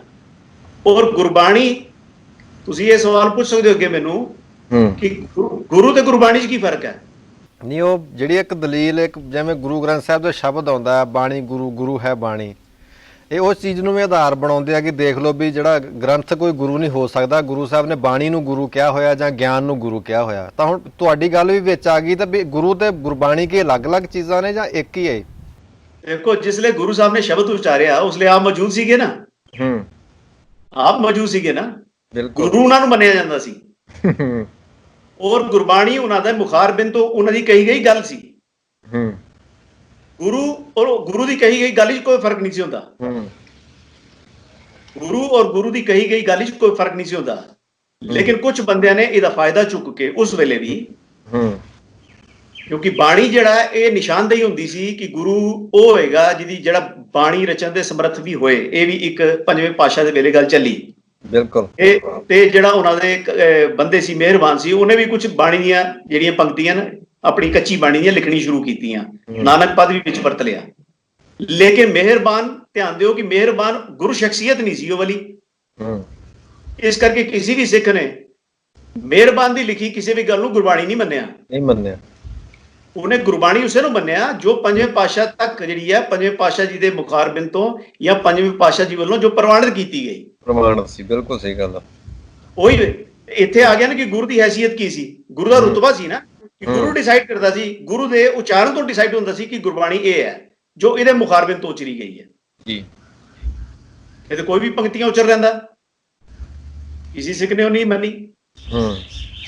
ਸੋ ਉਸ ਵੇਲੇ ਜੋ ਗੁਰੂ ਨੇ ਕਿਹਾ ਉਹ ਗੁਰਬਾਣੀ ਹੈ, ਜੋ ਉਹਨੇ ਬਾਣੀ ਉਚਾਰੀ, ਤੇ ਗੁਰੂ ਕੋਲ ਗੁਰਤਾ ਦੀ ਪਦਵੀ ਹੈ। ਗੁਰੂ ਗ੍ਰੰਥ ਸਾਹਿਬ ਦੀ ਪੋਜੀਸ਼ਨ ਸੇਮ ਹੈ ਕਿ ਗੁਰੂ ਗ੍ਰੰਥ ਸਾਹਿਬ 10 ਗੁਰੂ ਸਾਹਿਬਾਨ ਦੀ ਜੋਤ ਹੈ, ਤੇ ਉਹਨਾਂ ਦੇ ਵਿੱਚ ਲਿਖੀ ਬਾਣੀ ਜਿਹੜੀ ਉਹ ਗੁਰੂ ਦੀ ਬਾਣੀ ਹੈ। ਤੇ ਗੁਰੂ ਤੇ ਉਸ ਦੀ ਬਾਣੀ ਦੇ ਵਿੱਚ ਕੋਈ ਫਰਕ ਨਹੀਂ ਹੈ। ਗੁਰੂ ਗ੍ਰੰਥ ਸਾਹਿਬ ਔਰ ਗੁਰੂ ਗ੍ਰੰਥ ਸਾਹਿਬ ਦੀ ਬਾਣੀ ਦੇ ਵਿੱਚ ਕੋਈ ਫਰਕ ਨਹੀਂ ਹੈ। ਔਰ ਇਹ ਪੋਜੀਸ਼ਨ ਜਿਹੜੀ ਹੈ ਇਹ ਇੱਕ ਬੜਾ ਟੈਕਨੀਕਲ ਪੁਆਇੰਟ ਹੈ। ਇਹ ਗੁਰੂ 10ਵੇਂ ਪਾਤਸ਼ਾਹ ਜੀ ਦਾ ਬੜਾ ਟੈਕਨੀਕਲ ਫੈਸਲਾ ਹੈ ਕਿ ਇਹ ਸਥਿਤੀ ਕੰਬਾਈਨਡ ਹੈ। ਗੁਰੂ ਗ੍ਰੰਥ ਸਾਹਿਬ ਦੀ ਬਾਣੀ ਔਰ ਬਾਣੀ ਵਿਚਲਾ ਗਿਆਨ, it is complete one unit. ਜਿਸ ਤਰ੍ਹਾਂ ਕੋਈ ਬੰਦਾ ਮੇਰੇ ਸਿਰ ਨੂੰ ਅਲੱਗ ਕਰ ਦੇ, ਧੜ ਨੂੰ ਅਲੱਗ ਕਰ ਦੇ, ਲੱਤਾਂ ਨੂੰ ਅਲੱਗ ਕਰ ਦੇ, ਤੇ ਫਿਰ ਪੁੱਛੇ ਦੱਸੋ ਕਿ ਇਹਨਾਂ ਤਿੰਨੇ ਹਿੱਸਿਆਂ ਵਿੱਚੋਂ ਸਰੀਰ ਕਿਹੜਾ ਤੇ it will be very nonsense question. ਠੀਕ ਹੈ ਨਾ? ਉਹ ਸਿੱਧਾ ਉਹਨੂੰ ਇਹੀ ਜਵਾਬ ਦਿੱਤਾ ਜਾਏਗਾ ਕਿ ਇਹ ਤਿੰਨੋਂ ਚੀਜ਼ਾਂ ਨੂੰ ਮਿਲਾ ਕੇ ਸਰੀਰ ਹੈ। ਇਹ ਕੀ ਕਰਦੇ ਨੇ? ਇਹਨਾਂ ਦੀ ਚੁਤਰਾਈ ਇਸ ਗੱਲ ਵਿੱਚ ਹੈ ਕਿ ਇਹ ਇੱਕ ਕੰਪਲੀਟ ਵਨ ਯੂਨਿਟ ਨੂੰ, ਗੁਰੂ ਗ੍ਰੰਥ ਸਾਹਿਬ ਨੂੰ ਤਿੰਨ ਹਿੱਸਿਆਂ 'ਚ ਡਿਵਾਈਡ ਕਰਦੇ ਨੇ। ਗ੍ਰੰਥ ਇੱਕ ਵੱਖਰਾ ਹਿੱਸਾ ਬਣਾ ਲੈਂਦੇ ਨੇ, ਬਾਣੀ ਵੱਖਰਾ ਹਿੱਸਾ ਬਣਾ ਲੈਂਦੇ ਨੇ, ਤੇ ਗਿਆਨ ਵੱਖਰਾ ਹਿੱਸਾ ਬਣਾ ਲੈਂਦੇ ਨੇ। ਤੇ ਫਿਰ ਇੱਕ ਸਟੂਪਿਡ ਕੁਐਸਚਨ ਪੁੱਛਦੇ ਨੇ, ਦੱਸੋ ਜੀ ਗ੍ਰੰਥ ਗੁਰੂ ਹੈ, ਬਾਣੀ ਗੁਰੂ ਹੈ ਕਿ ਗਿਆਨ ਗੁਰੂ ਹੈ? ਉਸੇ ਪ੍ਰਕਾਰ ਦਾ ਕਿ ਸਿਰ ਸਰੀਰ ਹੈ, ਧੜ ਸਰੀਰ ਹੈ ਕਿ ਲੱਤਾਂ ਸਰੀਰ ਨੂੰ? ਠੀਕ ਹੈ। ਸੋ ਇਹ ਗੁਰੂ ਸਾਹਿਬਾਨ ਦੀ ਜਿਹੜੀ ਪੋਜੀਸ਼ਨ ਹੈ, ਪਦਵੀ ਹੈ, ਉਹਨੂੰ ਅੰਡਰਮਾਈਨ ਕਰਨ ਦੀ ਇੱਕ ਜੁਗਤ ਹੈ, ਇੱਕ ਟ੍ਰਿਕ ਹੈ ਕਿ ਕਿਸੇ ਤਰੀਕੇ ਗੁਰੂ ਗ੍ਰੰਥ ਸਾਹਿਬ ਜੀ ਦੀ ਪਾਤਸ਼ਾਹੀ ਹੈ ਉਹ ਸਿੱਖਾਂ ਦੇ ਵਿੱਚੋਂ ਖਤਮ ਕੀਤੀ ਹੈ। ਤੇ ਉਸ ਦੇ ਇਲਾਵਾ ਮੈਂ ਕਹਾਂਗਾ ਕਿ ਜਿਸ ਤਰ੍ਹਾਂ ਅਸੀਂ ਵਿਚਾਰ ਆਏ ਹਾਂ ਕਿ ਗੁਰੂ ਸਾਹਿਬ ਨੂੰ ਮਾਈਨਸ ਕਰਨ ਵਾਸਤੇ ਇੱਕ ਤਰੀਕਾ, ਇੱਕ ਆਰਗੂਮੈਂਟ ਇਹ ਵੀ ਦਿੱਤਾ ਜਾਂਦਾ ਗੁਰੂ ਦੇਹ ਸਨ ਜੀ, ਤੇ ਦੇਹ ਗੁਰੂ ਨਹੀਂ ਹੋ ਸਕਦਾ। ਇਹ ਇੱਕ ਆਰਗੂਮੈਂਟ ਇਹ ਵੀ ਦਿੰਦੇ ਨੇ। ਹੁਣ ਬਹੁਤ ਸਾਰੇ ਮੋਸਟਲੀ ਲੋਕ ਜਿਹੜੇ ਨੇ ਇਸ ਚੀਜ਼ ਦੇ ਵਿੱਚ ਭੁਲੇਖਾ ਖਾ ਜਾਂਦੇ ਨੇ ਕਿ ਕਿਆ ਦੇਹ ਗੁਰੂ ਹੋ ਸਕਦੀ ਹੈ। ਠੀਕ ਹੈ ਨਾ? ਹੁਣ ਅਸੀਂ ਦੋ ਲਫ਼ਜ਼ ਲੈਨੇ ਆ, ਇੱਕ ਹੈ ਦੇਹ, ਜਿਹਨੂੰ ਅਸੀਂ ਬਾਡੀ ਕਹਿੰਦੇ ਹਾਂ, ਸਰੀਰ। ਠੀਕ ਹੈ। ਤੇ ਇੱਕ ਆ ਜਾਂਦਾ ਕਿ ਇੱਕ ਹੈ ਸ਼ਖਸੀਅਤ, ਜਿਹਨੂੰ ਅਸੀਂ ਪਰਸਨੈਲਿਟੀ ਕਹਿੰਦੇ ਹਾਂ। ਜੀ। ਅਗਰ ਹਿੰਦੀ 'ਚ ਹੁਣ ਕਹਿਣਾ ਹੋਏ ਦੇਹ ਤੇ ਸ਼ਖਸੀਅਤ, ਇੰਗਲਿਸ਼ 'ਚ ਕਹਿਣਾ ਹੋਏ ਬਾਡੀ ਤੇ ਪਰਸਨੈਲਿਟੀ। ਇਹ ਕਿਸੇ ਵੀ ਤੁਸੀਂ ਦੁਨੀਆ ਦੀ ਡਿਕਸ਼ਨਰੀ ਵਿੱਚ ਕਿਸੇ ਵੀ ਐਕਸਪਲੇਨੇਸ਼ਨ ਵਿੱਚ ਦੇਖ ਲਓ, ਦੇਹ ਔਰ ਸ਼ਖਸੀਅਤ ਦੋਵਾਂ 'ਚ ਫਰਕ ਹੁੰਦਾ ਹੈ। ਦੇਹ ਸ਼ਖਸੀਅਤ ਦਾ ਪਾਰਟ ਹੁੰਦੀ ਹੈ, ਪਰ ਸ਼ਖਸੀਅਤ ਨਹੀਂ ਹੁੰਦੀ ਕੰਪਲੀਟ। ਇਸ ਤਰ੍ਹਾਂ ਹੀ ਬਾਡੀ ਜਿਹੜੀ ਹੈ ਉਹ ਪਰਸਨੈਲਿਟੀ ਦਾ ਛੋਟਾ ਹਿੱਸਾ ਹੁੰਦੀ ਹੈ, ਲੇਕਿਨ ਉਹ ਪੂਰੀ ਪਰਸਨੈਲਿਟੀ ਨਹੀਂ ਹੁੰਦੀ। ਬਾਡੀ ਤੋਂ ਬਿਨਾ ਪਰਸਨੈਲਿਟੀ ਵੀ ਨਹੀਂ ਹੋ ਸਕਦੀ। ਬਾਡੀ ਤੋਂ ਬਿਨਾ ਪਰਸਨੈਲਿਟੀ ਹੋ ਸਕਦੀ, ਤੇ ਬਾਡੀ ਦੇ ਬਿਨਾ ਸੁਰਤ ਵੀ ਨਹੀਂ ਹੋ ਸਕਦੀ। ਨਹੀਂ ਹੋ ਸਕਦੀ। जब तक बॉडी नहीं है तब तक सुरत नहीं है, और जब तक सुरत नहीं है तब तक कोई विचार नहीं है। ठीक है जी। हाँ जी, हाँ जी। हाँ, ਅਸੀਂ ਹੁਣ ਲੈਣੇ ਕਿ व्हाट इज पर्सनैलिटी। बॉडी ਦੇ ਆ ਗਈ ਸਰੀਰ, ਤੇ ਗੁਰੂ ਸਾਹਿਬਾਨ ਸ਼ਖਸੀਅਤ ਸਨ। ਠੀਕ ਹੈ ਨਾ। ਅਸੀਂ ਇਸ ਚੀਜ਼ ਨੂੰ ਲੈਣੇ ਕਿ ਸ਼ਖਸੀਅਤ ਦਾ ਕੀ ਮਤਲਬ ਹੁੰਦਾ ਹੈ। ਪਹਿਲੀ ਗੱਲ ਬਿਲਕੁਲ ਕਲੀਅਰ ਕਰਦੇ ਹਾਂ ਕਿ ਸ਼ਖਸੀਅਤ is much more than a body. ਠੀਕ ਹੈ ਜੀ। ਸ਼ਖਸੀਅਤ ਵਿੱਚ ਕੀ ਹੈ ਕਿ ਬੰਦੇ ਦਾ ਕਰੈਕਟਰ ਆ ਜਾਂਦਾ, ਬੰਦੇ ਦੀ ਨੇਚਰ ਆ ਜਾਂਦੀ ਉਹਦੇ ਵਿੱਚ, ਬੰਦੇ ਦੀ ਮੈਂਟਲ ਡਿਸਪੋਜੀਸ਼ਨ ਆ ਜਾਂਦੀ ਉਹਦੇ ਵਿੱਚ, ਬੰਦੇ ਦਾ ਇੱਕ ਟੋਟਲ ਮੇਕਅਪ ਆ ਜਾਂਦਾ, ਉਹਦੀ ਦਿੱਖ, ਤੇ ਬੰਦੇ ਦਾ ਇੱਕ ਟੈਂਪਰਾਮੈਂਟ ਉਹਦੇ ਵਿੱਚ ਆ ਜਾਂਦਾ, ਸੁਭਾਅ, ਔਰ ਬੰਦੇ ਦਾ ਕੈਰੈਕਟਰ ਔਰ ਉਸ ਕੈਰੈਕਟਰ ਦੇ ਉੱਪਰ ਉਹਦਾ ਵਿਵਹਾਰ, ਪ੍ਰੈਕਟੀਕਲੀ ਉਹ ਕੀ ਕਰਦਾ। ਇਹ ਸਾਰੀਆਂ ਚੀਜ਼ਾਂ 5-7 ਟ੍ਰੇਟਸ ਮਿਲਾ ਕੇ ਨਾ ਜੀ ਬਣਦੀ ਹੈ ਪਰਸਨੈਲਿਟੀ। ਉਸ ਬੰਦੇ ਨੇ ਜ਼ਿੰਦਗੀ 'ਚ ਕਿਹਾ ਕੀ, ਉਸ ਬੰਦੇ ਨੇ ਜ਼ਿੰਦਗੀ 'ਚ ਕੀਤਾ ਕੀ, ਉਹਨੇ ਉਸ ਬੰਦੇ ਨੇ ਜ਼ਿੰਦਗੀ 'ਚ ਉਚਾਰਿਆ ਕੀ, ਉਸ ਬੰਦੇ ਨੇ ਜ਼ਿੰਦਗੀ 'ਚ ਲਿਖਿਆ ਕੀ, ਇਹ ਸਾਰਿਆਂ ਨੂੰ ਮਿਲਾ ਕੇ ਇੱਕ ਪਰਸਨੈਲਿਟੀ ਬਣਦੀ ਹੈ। ਠੀਕ ਹੈ। ਗੁਰੂ ਸਾਹਿਬ ਬਤੌਰ ਪਰਸਨੈਲਿਟੀ, ਇਨਕਲੂਡਿੰਗ ਉਹਨਾਂ ਦਾ ਵਿਵਹਾਰ, ਉਹਨਾਂ ਦਾ ਚਰਿੱਤਰ, ਉਹਨਾਂ ਦਾ ਸੁਭਾਅ, ਉਹਨਾਂ ਦੀ ਮੈਂਟਲ ਡਿਸਪੋਜੀਸ਼ਨ, ਉਹਨਾਂ ਦੀ ਦਿੱਖ, ਤੇ ਪਲੱਸ ਉਹਨਾਂ ਦਾ ਉਚਾਰਿਆ ਇੱਕ ਸ਼ਬਦ, ਔਰ ਪਲੱਸ ਉਹਨਾਂ ਦਾ ਕੀਤਾ ਕਿ ਜ਼ਿੰਦਗੀ 'ਚ ਕੀਤਾ ਗਿਆ ਇੱਕ ਕਾਰਜ, ਇੰਪੋਰਟੈਂਟ ਕਾਰਜ ਜਿਹੜੇ ਸੀ, ਉਹ ਸਾਰਾ ਕੁਝ ਮਿਲਾ ਕੇ ਸਾਡੇ ਗੁਰੂ ਸੀ ਜੀ। ਮੇਰੇ ਲਈ ਬਾਡੀ ਉਹਨਾਂ ਦੀ ਗੁਰੂ ਨਹੀਂ ਸੀ। ਔਰ ਤੁਸੀਂ ਦੇਖੋ ਕਿ ਕਿਤਨੀ ਇੰਪੋਰਟੈਂਟ ਗੱਲ ਹੈ ਕਿ ਕੋਈ ਵੀ ਰਾਈਟਰ ਜਿਹੜਾ, ਕੋਈ ਵੀ ਰਾਈਟਰ ਆਪਣੀ ਕਿਤਾਬ ਦੇ ਉੱਪਰ ਦੂਸਰੇ ਦਾ ਨਾਮ ਨਹੀਂ ਲਿਖ ਸਕਦਾ। ਬਿਲਕੁਲ। ਤੁਹਾਡੀ ਕਿਸੇ ਲਿਖਤ ਦੇ ਉੱਪਰ ਮੈਂ ਆਪਣਾ ਨਾਮ ਨਹੀਂ ਲਿਖ ਸਕਦਾ। ਨਹੀਂ ਲਿਖ ਸਕਦੇ। ਜਾਂ ਮੈਂ ਖੁਦ ਇੱਕ ਲਿਖਤ ਲਿਖਾਂ ਤੇ ਤੁਹਾਡਾ ਨਾਮ ਥੱਲੇ ਲਿਖ ਦਿਆਂ, ਦਿਸ ਇਜ਼ ਰੋਂਗ, ਇਹ ਗਲਤ ਹੈ। ਲੇਕਿਨ ਤੁਸੀਂ ਦੇਖੋ ਕਿ ਗੁਰੂ ਨਾਨਕ ਦਾ ਨਾਮ ਬਾਣੀ ਦੇ ਵਿੱਚ ਅਗਲੇ ਸਾਰੇ ਗੁਰੂ ਸਾਹਿਬਾਨ ਨੇ ਵਰਤਿਆ, ਬਿਕੋਜ਼ ਦੇ ਵਰ ਵਨ ਇਨ ਪੋਜੀਸ਼ਨ। ਔਰ ਮੈਂ ਇਹ ਕਹਿ ਰਿਹਾ ਸੀ ਕਿ ਜਿਹੜਾ ਅੱਗੋਂ ਅਸੀਂ ਗੱਲ ਨੂੰ ਕੈਰੀ ਆਨ ਕਰੀਏ ਗੁਰੂ ਦੇ ਬਾਰੇ ਵਿੱਚ, ਕਿ ਗੁਰਬਾਣੀ ਦੇ ਅੰਦਰ ਗੁਰੂ ਸਾਹਿਬਾਨ ਦੇ ਗੁਰੂ ਹੋਣ ਦਾ ਪ੍ਰਮਾਣ ਮੌਜੂਦ ਨੇ, ਕਈ ਪ੍ਰਮਾਣ ਮੌਜੂਦ ਨੇ, ਜਿਹਦੇ ਵਿੱਚ ਭੱਟ ਬਾਣੀ ਨੂੰ ਪੜ੍ਹ ਲਓ ਤੁਸੀਂ, ਗੁਰੂ ਸਾਹਿਬਾਨ ਦੀ ਉਸਤਤ ਦੇ ਵਿੱਚ ਗੁਰੂ ਸਾਹਿਬਾਨ ਨੂੰ ਗੁਰੂ ਕਿਹਾ ਗਿਆ, ਬਾਈ ਨੇਮ ਕਿਹਾ ਉਹਨਾਂ ਨੇ, ਬਾਈ ਨੇਮ ਕਿਹਾ। ਜਿਸ ਤਰ੍ਹਾਂ ਬਾਣੀ 'ਚ ਇੱਕ ਆਂਦੀ ਹੈ, ਇੱਕ ਪੰਕਤੀ ਹੈ, ਜਿਵ ਅੰਗਦ ਅੰਗ ਸੰਗ ਨਾਨਕ ਗੁਰ, ਤਿਵ ਗੁਰ ਅਮਰਦਾਸ ਹੈ ਗੁਰੂ ਰਾਮਦਾਸ। ਇਹ ਪੰਜ ਫਰਮਾਨ ਹੈ। ਗਿਆਨ ਧਿਆਨ ਕਿਛ ਕਰ ਨਾ ਜਾਣਾ, ਸਾਰ ਨਾ ਜਾਣਾ ਤੇਰੀ, ਸਭ ਤੋਂ ਵੱਡਾ ਸਤਿਗੁਰ ਨਾਨਕ ਜਿਨ ਕਲ ਰਾਖੀ ਮੇਰੀ। ਭਾਈ ਗੁਰਦਾਸ ਨੇ ਗੁਰੂ ਨਾਨਕ ਦੇਵ ਜੀ ਨੂੰ ਜਗਤ ਗੁਰੂ ਕਿਹਾ, ਜਗਤ ਗੁਰੂ ਕਿਹਾ। ਤਜ਼ੁਕੇ ਜਹਾਂਗੀਰੀ ਵਿੱਚ ਜਿਹੜਾ ਉਹ ਲਿਖਦਾ ਕਿ ਵੀ ਇੱਥੇ ਇੱਕ ਬੰਦਾ ਅਰਜੁਨ ਮਲ ਦਾ, ਜਿਹਨੂੰ ਸਾਰੇ ਗੁਰੂ ਕਹਿੰਦੇ ਨੇ ਮੁਸਲਮਾਨ ਤੇ ਹਿੰਦੂ, ਔਰ ਮੈਂ ਇਹਦੀ ਕੂੜ ਦੀ ਦੁਕਾਨ ਬੰਦ ਕਰਾਉਣਾ ਚਾਹੁੰਦਾ। ਸੋ ਸਾਰੇ ਐਵੀਡੈਂਸਿਸ ਮੌਜੂਦ ਨੇ। ਇਹ ਸਾਰੇ ਐਵੀਡੈਂਸਿਸ ਨੂੰ ਖਤਮ ਕਰਕੇ, ਗੁਰੂ ਗ੍ਰੰਥ ਸਾਹਿਬ ਦੀ ਪਾਤਸ਼ਾਹੀ ਨੂੰ ਖਤਮ ਕਰਕੇ, ਇਹ ਸਾਡੇ ਸਿਰਾਂ ਤੇ ਬਹਿਣਾ ਚਾਹੁੰਦੇ ਨੇ। ਇਹ ਸਾਡੇ ਸਿਰਾਂ ਤੇ ਨਹੀਂ ਬੈਠ, ਸਾਨੂੰ ਅਲੋ ਨਹੀਂ ਕਰਨਾ ਚਾਹੀਦਾ ਕਿ ਇਹਨਾਂ ਨੂੰ, ਕਿ ਐਸੇ ਬੰਦੇ ਜਿਹੜੇ ਜਿਨ੍ਹਾਂ ਦੀ ਕੋਈ ਹੈਸੀਅਤ ਹੀ ਨਹੀਂ ਹੈ ਗੁਰੂ ਸਾਹਿਬ ਦੇ ਸਾਹਮਣੇ, ਉਹ ਸਾਨੂੰ ਆ ਕੇ ਸਾਨੂੰ ਦੱਸਣ, ਸਾਡੇ ਸਿਰਾਂ ਤੇ ਬਹਿ ਕੇ ਸਾਨੂੰ ਗਾਈਡ ਕਰਨ ਕਿ ਅਸੀਂ ਤੁਹਾਨੂੰ ਦੱਸਾਂਗੇ ਗੁਰੂ ਕੌਣ ਹੈ। ਪੂਰ ਦੇ ਗੁਰੂ ਸਾਹਿਬ ਦੇ ਮੁਕਾਬਲੇ ਹੈਸੀਅਤ ਤੇ ਕੁਝ ਨਹੀਂ ਹੈ ਨਾ। ਹਰਦੇਵ ਜੀ, ਇੱਕ ਜਿਵੇਂ ਇਹ ਤਾਂ ਗੁਰੂ ਦਾ ਪੱਖ ਸਾਹਮਣੇ ਆ ਗਿਆ ਨਾ, ਵੀ ਗੁਰੂ ਨੂੰ ਕਿਵੇਂ ਮਨਫੀ ਕੀਤਾ ਜਾ ਰਿਹਾ ਸਿੱਖਾਂ ਦੇ ਦਿਲਾਂ ਦੇ ਵਿੱਚੋਂ, ਦਿਮਾਗ ਦੇ ਵਿੱਚੋਂ। ਸੈਕਿੰਡਲੀ ਇੱਕ ਗੱਲ ਬੜੀ ਚਲਾਕੀ ਹੋਰ ਵੀ ਕਰਦੇ ਆ, ਜਿਵੇਂ ਭਾਈ ਰਣਜੀਤ ਸਿੰਘ ਢੱਡਰੀਆਂ ਵਾਲੇ ਕਿਤੇ ਬਾਹਰਲੇ ਦੇਸ਼ ਗਏ ਹੋਣਗੇ, ਉੱਥੇ ਕਿਸੇ ਪਰਿਵਾਰ ਨੇ ਕਹਿਤਾ ਇਹਨਾਂ ਨੂੰ ਕਿ ਅਸੀਂ ਤਾਂ ਜੀ ਹੁਣ ਹਜੂਰ ਸਾਹਿਬ ਜਾਣਾ ਆ, ਤਾਂ ਭਾਈ ਸਾਹਿਬ ਨੇ 15-20 ਮਿੰਟ ਦਾ ਲੈਕਚਰ ਉਸ ਪਰਿਵਾਰ ਨੂੰ ਦੇ ਦਿੱਤਾ ਕਿ ਹਜੂਰ ਸਾਹਿਬ ਕੀ ਕਰਨ ਜਾਣਾ। ਉਹ ਕਹਿੰਦੇ ਜੀ ਮੱਥਾ ਟੇਕਣ ਜਾਣਾ ਹੈ।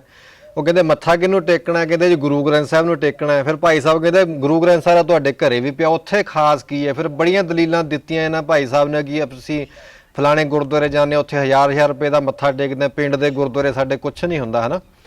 ਇਹ ਚੀਜ਼ ਦੇ ਪਿੱਛੇ ਕੀ ਕਾਰਨ ਹੋ ਸਕਦਾ ਵੀ ਜੇ ਹੁਣ ਮੰਨ ਲਓ ਗੁਰੂ ਗ੍ਰੰਥ ਸਾਹਿਬ, ਉਹ ਭਾਈ ਰਣਜੀਤ ਸਿੰਘ ਦੀ ਗੱਲ ਸਹੀ ਵੀ ਲੱਗਦੀ ਹੈ ਕਿ ਗੁਰੂ ਗ੍ਰੰਥ ਸਾਹਿਬ ਤਾਂ ਹਰ ਪਾਸੇ ਹਰ ਇੱਕ ਗੁਰਦੁਆਰੇ ਦੇ ਵਿੱਚ ਹੈਗਾ, ਅਸੀਂ ਮੱਥਾ ਟੇਕਣ ਵੀ ਉੱਥੇ ਜਾਂਦੇ ਆ ਗੁਰੂ ਗ੍ਰੰਥ ਸਾਹਿਬ ਨੂੰ।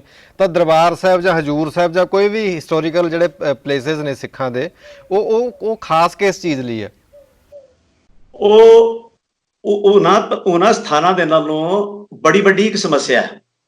ਇੱਕ ਮੈਂ ਗੱਲ ਇੱਥੇ ਹੋਰ ਇੱਕ ਮੈਂ ਗੱਲ ਛੋਟੀ ਜਿਹੀ ਹੋਰ ਐਡ ਕਰਦਾ। ਉਹ ਇਸ ਚੀਜ਼ ਨੂੰ ਆਪਣੀ ਦਲੀਲ ਨੂੰ ਸੋਲਿਡ ਕਰਨ ਵਾਸਤੇ ਕਿ ਵੀ ਦਲੀਲ ਦਿੰਦੇ ਆ ਕਿ 6ਵੇਂ ਪਾਤਸ਼ਾਹ ਤੋਂ ਬਾਅਦ ਕੋਈ ਵੀ ਗੁਰੂ ਦਰਬਾਰ ਸਾਹਿਬ ਜਾਂ ਅਕਾਲ ਤਖਤ ਸਾਹਿਬ ਤੇ ਨਹੀਂ ਗਏ। ਇਹ ਕਿਉਂਕਿ ਉਹ ਕਹਿੰਦੇ ਨੇ ਕਿ ਇੱਥੇ ਮਤਲਬ ਇਹਦੀ ਇੰਪੋਰਟੈਂਸ ਨਹੀਂ ਸੀ ਹੈਗੀ, ਇਸ ਕਰਕੇ ਕੋਈ ਗੁਰੂ ਆਇਆ ਨਹੀਂ, ਵੀ ਸਾਨੂੰ ਇਮਾਰਤਾਂ ਨਾਲ ਨਹੀਂ ਜੁੜਨਾ ਚਾਹੀਦਾ। ਇਹ ਵੀ ਇੱਕ ਲੌਜਿਕ ਦਿੰਦੇ ਨੇ ਭਾਈ ਸਾਹਿਬ ਤੇ ਉਹਨਾਂ ਦੇ ਬੰਦੇ ਵੀ ਸਾਰੇ। ਤੇ ਉਹ ਪਹਿਲੀ ਗੱਲ ਤੇ ਆ ਗਈ, ਉਹਨਾਂ ਇਮਾਰਤਾਂ ਦੇ ਨਾਲ ਇੱਕ ਪ੍ਰੋਬਲਮ ਹੈ। ਐਸੀ ਸੋਚ ਨੂੰ ਨਾ ਇਮਾਰਤਾਂ ਨਾਲ ਇੱਕ ਪ੍ਰੋਬਲਮ ਹੋਣੀ ਹੈ ਜੀ, ਕਿਉਂਕਿ ਉਹ ਇਮਾਰਤਾਂ ਗੁਰੂ ਸਾਹਿਬਾਨ ਦੇ ਨਾਲ ਜੁੜੀਆਂ ਨੇ। ਤੇ ਜੇ ਗੁਰੂ ਸਾਹਿਬਾਨ ਨੂੰ ਤਕਲੀਫ ਹੈ ਤਾਂ ਇਮਾਰਤਾਂ ਨੂੰ ਵੀ ਤਕਲੀਫ ਹੋਏਗੀ। ਬਿਲਕੁਲ ਸਹੀ ਗੱਲ ਹੈ। ਇੱਕ ਬੜਾ ਸਿੰਪਲ ਜਿਹਾ ਲੌਜਿਕ ਹੈ ਕਿ ਜਿਸ ਬੰਦੇ ਜਿਸ ਸੋਚ ਨੂੰ ਗੁਰੂ ਸਾਹਿਬਾਨ ਕਬੂਲ ਨਹੀਂ ਹਨ, ਉਹਨਾਂ ਨੂੰ ਗੁਰੂ ਸਾਹਿਬਾਨ ਦੇ ਵੱਲੋਂ ਸਥਾਪਿਤ ਇਮਾਰਤ ਕਿਸ ਤਰ੍ਹਾਂ ਜਿਹੜੀ ਹੈ ਉਹ ਕਬੂਲ ਹੋਏਗੀ, ਉਹਦੇ ਪ੍ਰਤੀ ਸਤਿਕਾਰ ਕਿਸ ਤਰ੍ਹਾਂ ਹੋਏਗਾ? ਠੀਕ ਹੈ ਨਾ। ਹੁਣ ਕਈ ਬੰਦਿਆਂ ਦੀ ਤੇ ਅਸੀਂ ਇਹ ਦੇਖਿਆ ਕਿ ਇੱਕ ਕੰਪੀਟੀਸ਼ਨ ਹੁੰਦਾ ਨਾ, ਇੱਕ ਕਾਰ ਵਾਲਾ ਦੂਜੀ ਕਾਰ ਵਾਲੇ ਨਾਲ ਕੰਪੀਟੀਸ਼ਨ ਕਰਦਾ, ਇੱਕ ਸਰੀਆ ਮਿਲ ਵਾਲਾ ਦੂਸਰਾ ਸਰੀਆ ਮਿਲ ਵਾਲੇ ਨਾਲ ਜਿਹੜਾ ਉਹ ਕੰਪੀਟੀਸ਼ਨ ਕਰਦਾ। ਇੱਕ ਸੈਂਸ ਆਫ ਕੰਪੀਟੀਸ਼ਨ ਆ ਜਾਂਦੀ ਹੈ ਕਿ ਉਹ ਕਿੰਨੇ ਯੂਨਿਟਸ ਵੇਚ ਰਿਹਾ, ਮੈਂ ਕਿੰਨੇ ਵੇਚ ਰਿਹਾ, ਉੱਥੇ ਉਹਦੀ ਕਮਾਈ ਕਿੰਨੀ ਹੈ, ਮੇਰੀ ਕਿੰਨੀ ਹੈ। ਹੁਣ ਕੁਝ ਡੇਰੇਦਾਰਾਂ ਦੇ ਵਿੱਚ ਇਹ ਭਾਵਨਾ ਵੀ ਕੰਮ ਕਰਦੀ ਹੈ ਕਿ ਦਰਬਾਰ ਸਾਹਿਬ ਕਿੰਨੀ ਚੜ੍ਹਤ ਆਉਂਦੀ ਹੈ ਤੇ ਸਾਡੇ ਡੇਰੇ 'ਚ ਕਿੰਨੀ ਆਉਂਦੀ ਹੈ। ਉਸ ਪੱਖੋਂ ਵੀ ਦਰਬਾਰ ਸਾਹਿਬ ਚੁੱਭਦਾ, ਜਦਕਿ ਦਰਬਾਰ ਸਾਹਿਬ ਜਿਹੜਾ ਹੈ ਉਹਦਾ ਜਿਹੜਾ ਆਪਣਾ ਜਿਹੜਾ ਸਿੰਘ ਸਭਾ ਲਹਿਰ ਦਾ ਮੇਨ ਮਕਸਦ ਸੀਗਾ ਉਹ ਇਹ ਸੀਗਾ ਕਿ ਈਚ ਐਂਡ ਐਵਰੀ ਗੁਰਦੁਆਰਾ ਜਿਹੜਾ that belongs to a common Sikh, ਹਾਂਜੀ ਹਾਂਜੀ, ਉਹਦਾ ਪ੍ਰਬੰਧਕੀ ਢਾਂਚਾ ਕਾਮਨ ਸਿੱਖ ਹੀ ਚੂਜ਼ ਕਰੇਗਾ। ਤੇ ਉਹਦੇ ਵਿੱਚ ਆਉਣ ਵਾਲੀ ਜਿਤਨੀ ਵੀ ਭੇਟਾ ਹੈ ਗੁਰੂ ਮਹਾਰਾਜ ਦੇ ਅੱਗੇ, ਉਹਦਾ ਇਸਤੇਮਾਲ ਲੋਕ ਭਲਾਈ ਵਾਸਤੇ ਕੀਤਾ ਜਾਏਗਾ ਔਰ ਗੁਰੂ ਸਥਾਨਾਂ ਦੀ ਸੇਵਾ ਸੰਭਾਲ ਵਾਸਤੇ ਕੀਤਾ ਜਾਏਗਾ। ਔਰ ਉसी ਐਂਗਲ ਤੇ ਚਲਦੇ ਅੱਜ ਸ਼੍ਰੋਮਣੀ ਕਮੇਟੀ ਜਿਹੜੀ ਹੈ ਉਹ 50 ਦੇ ਕਰੀਬ ਵੱਡੇ ਕਾਲਜਿਸ ਚਲਾ ਰਹੀ ਹੈ ਔਰ ਮੇਰੇ ਕੋਲ ਜਿੱਥੇ ਤੱਕ ਮੈਨੂੰ ਨੌਲੇਜ ਹੈ 100-150 ਦੇ ਕਰੀਬ ਸਕੂਲ ਵੀ ਚਲਾ ਰਹੀ ਹੈ। ਔਰ 300-400 ਕਰੋੜ ਰੁਪਏ ਦਾ ਜਿਹੜਾ ਬਜਟ ਇਹਦਾ ਉਹ ਪਾ ਕੇ ਜਿਹੜਾ ਜਿਹਨੂੰ ਕਹਿੰਦੇ ਵਜ਼ੀਫਾ ਵਗੈਰਾ ਪਾ ਕੇ ਬਣਦਾ। ਹਾਂਜੀ। ਮਿਸਮੈਨੇਜਮੈਂਟ ਉਹਦੇ ਵਿੱਚ ਕਈ ਕਮੀਆਂ ਹੋ ਸਕਦੀਆਂ ਨੇ, ਉਹਦੇ ਵਿੱਚ ਕੁਝ ਕਮੀਆਂ ਪੇਸ਼ੀਆਂ ਹੋ ਸਕਦੀਆਂ ਨੇ, ਬਟ ਹਾਂਜੀ ਉਹਦੇ ਵਿੱਚ ਕੁਝ ਕਮੀਆਂ ਪੇਸ਼ੀਆਂ ਹੋ ਸਕਦੀਆਂ ਨੇ, ਲੇਕਿਨ ਉਹ ਇਹ ਚੀਜ਼ਾਂ ਚਲਾ ਰਹੀ ਹੈ। ਠੀਕ ਹੈ ਨਾ। ਹੁਣ ਉਹਨਾਂ ਗੁਰਦੁਆਰਿਆਂ ਦਾ ਤੇ ਇਤਿਹਾਸ ਹੈ ਇੱਕ ਮਹਾਰਾਜ ਇਹ ਦਰਬਾਰ ਸਾਹਿਬ ਸਿੱਖ ਦਾ ਜਾਣਾ ਔਰ ਕਿਸੇ ਪਿੰਡ ਦੇ ਗੁਰਦੁਆਰੇ ਵਿੱਚ ਸਿੱਖ ਦਾ ਜਾਣਾ, ਦੋਨਾਂ ਗੁਰਦੁਆਰਿਆਂ ਦੇ ਵਿੱਚ ਜਿਹੜਾ ਮਹਾਰਾਜ ਸਰੂਪ ਪਿਆ ਉਹਦੇ ਤੇ ਕੋਈ ਫਰਕ ਨਹੀਂ ਹੈ, ਉਹਦੇ ਦਰਬਾਰ 'ਚ ਵੀ ਕੋਈ ਫਰਕ ਨਹੀਂ ਹੈ, ਮਹਾਰਾਜ ਦੇ ਹਜ਼ੂਰ 'ਚ ਵੀ ਕੋਈ ਫਰਕ ਨਹੀਂ ਹੈ। ਲੇਕਿਨ ਫਰਕ ਇੱਕ ਇਤਿਹਾਸਿਕਤਾ ਦਾ, ਇੱਕ ਕੌਮੀ ਉਸ ਇਤਿਹਾਸ ਦਾ ਜਿਹਦੇ ਵਿੱਚੋਂ ਲੰਘ ਕੇ ਅਸੀਂ ਆਏ ਹਾਂ, ਜੋ ਇਤਿਹਾਸ ਸਾਨੂੰ ਸਾਰਿਆਂ ਨੂੰ ਇਕੱਠਾ ਕਰਦਾ ਇੱਕ ਕੌਮ ਦੇ ਵਾਸਤੇ। ਇੱਕ ਕੌਮ ਵਿੱਚ ਗੁਰੂ ਸਾਹਿਬ ਦੀ ਹੈਸੀਅਤ ਵੀ ਹੈ ਔਰ ਉਹਨਾਂ ਦਾ ਜਿਹੜਾ ਇਤਿਹਾਸ ਵੀ ਹੈ।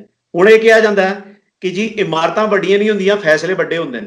ਇਹ ਵੀ ਗੱਲ ਕਹੀ ਗਈ ਕਿ ਇਮਾਰਤਾਂ ਵੱਡੀਆਂ ਨਹੀਂ ਹੁੰਦੀਆਂ, ਫੈਸਲੇ ਵੱਡੇ ਹੁੰਦੇ ਨੇ। ਤੇ ਗੁਰੂ ਸਾਹਿਬ ਨੇ ਫੈਸਲਾ ਲੈ ਕੇ ਇਮਾਰਤ ਬਣਾਈ ਤੇ ਫਿਰ ਇਮਾਰਤ ਵੀ ਵੱਡੀ ਕਿਉਂ ਨਾ ਹੋਈ?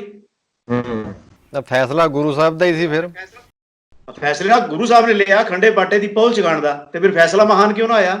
ਇਹ ਤੇ ਕਹਿੰਦੇ ਡਰਾਮਾ ਹੋਇਆ, ਇਹਨਾਂ ਦੇ ਬਸਤੇ ਨਾਟਕ ਹੋਇਆ। ਫਿਰ ਗੁਰੂ ਸਾਹਿਬ ਨੇ ਫੈਸਲਾ ਲਿਆ ਕਿ ਮੈਂ ਅਕਾਲ ਤਖਤ ਦੀ ਉਸਾਰੀ ਕਰਨੀ ਹੈ। ਜਦੋਂ ਅਕਾਲ ਤਖਤ ਦੀ ਉਸਾਰੀ ਕਿਸ ਦੌਰਾਨ ਕੀਤੀ ਗਈ? ਅਕਾਲ ਤਖਤ ਦੀ ਉਸਾਰੀ ਦਾ ਫੈਸਲਾ ਜਿਹੜਾ ਉਹ ਕਿਸ ਦੌਰਾਨ ਕੀਤਾ ਗਿਆ?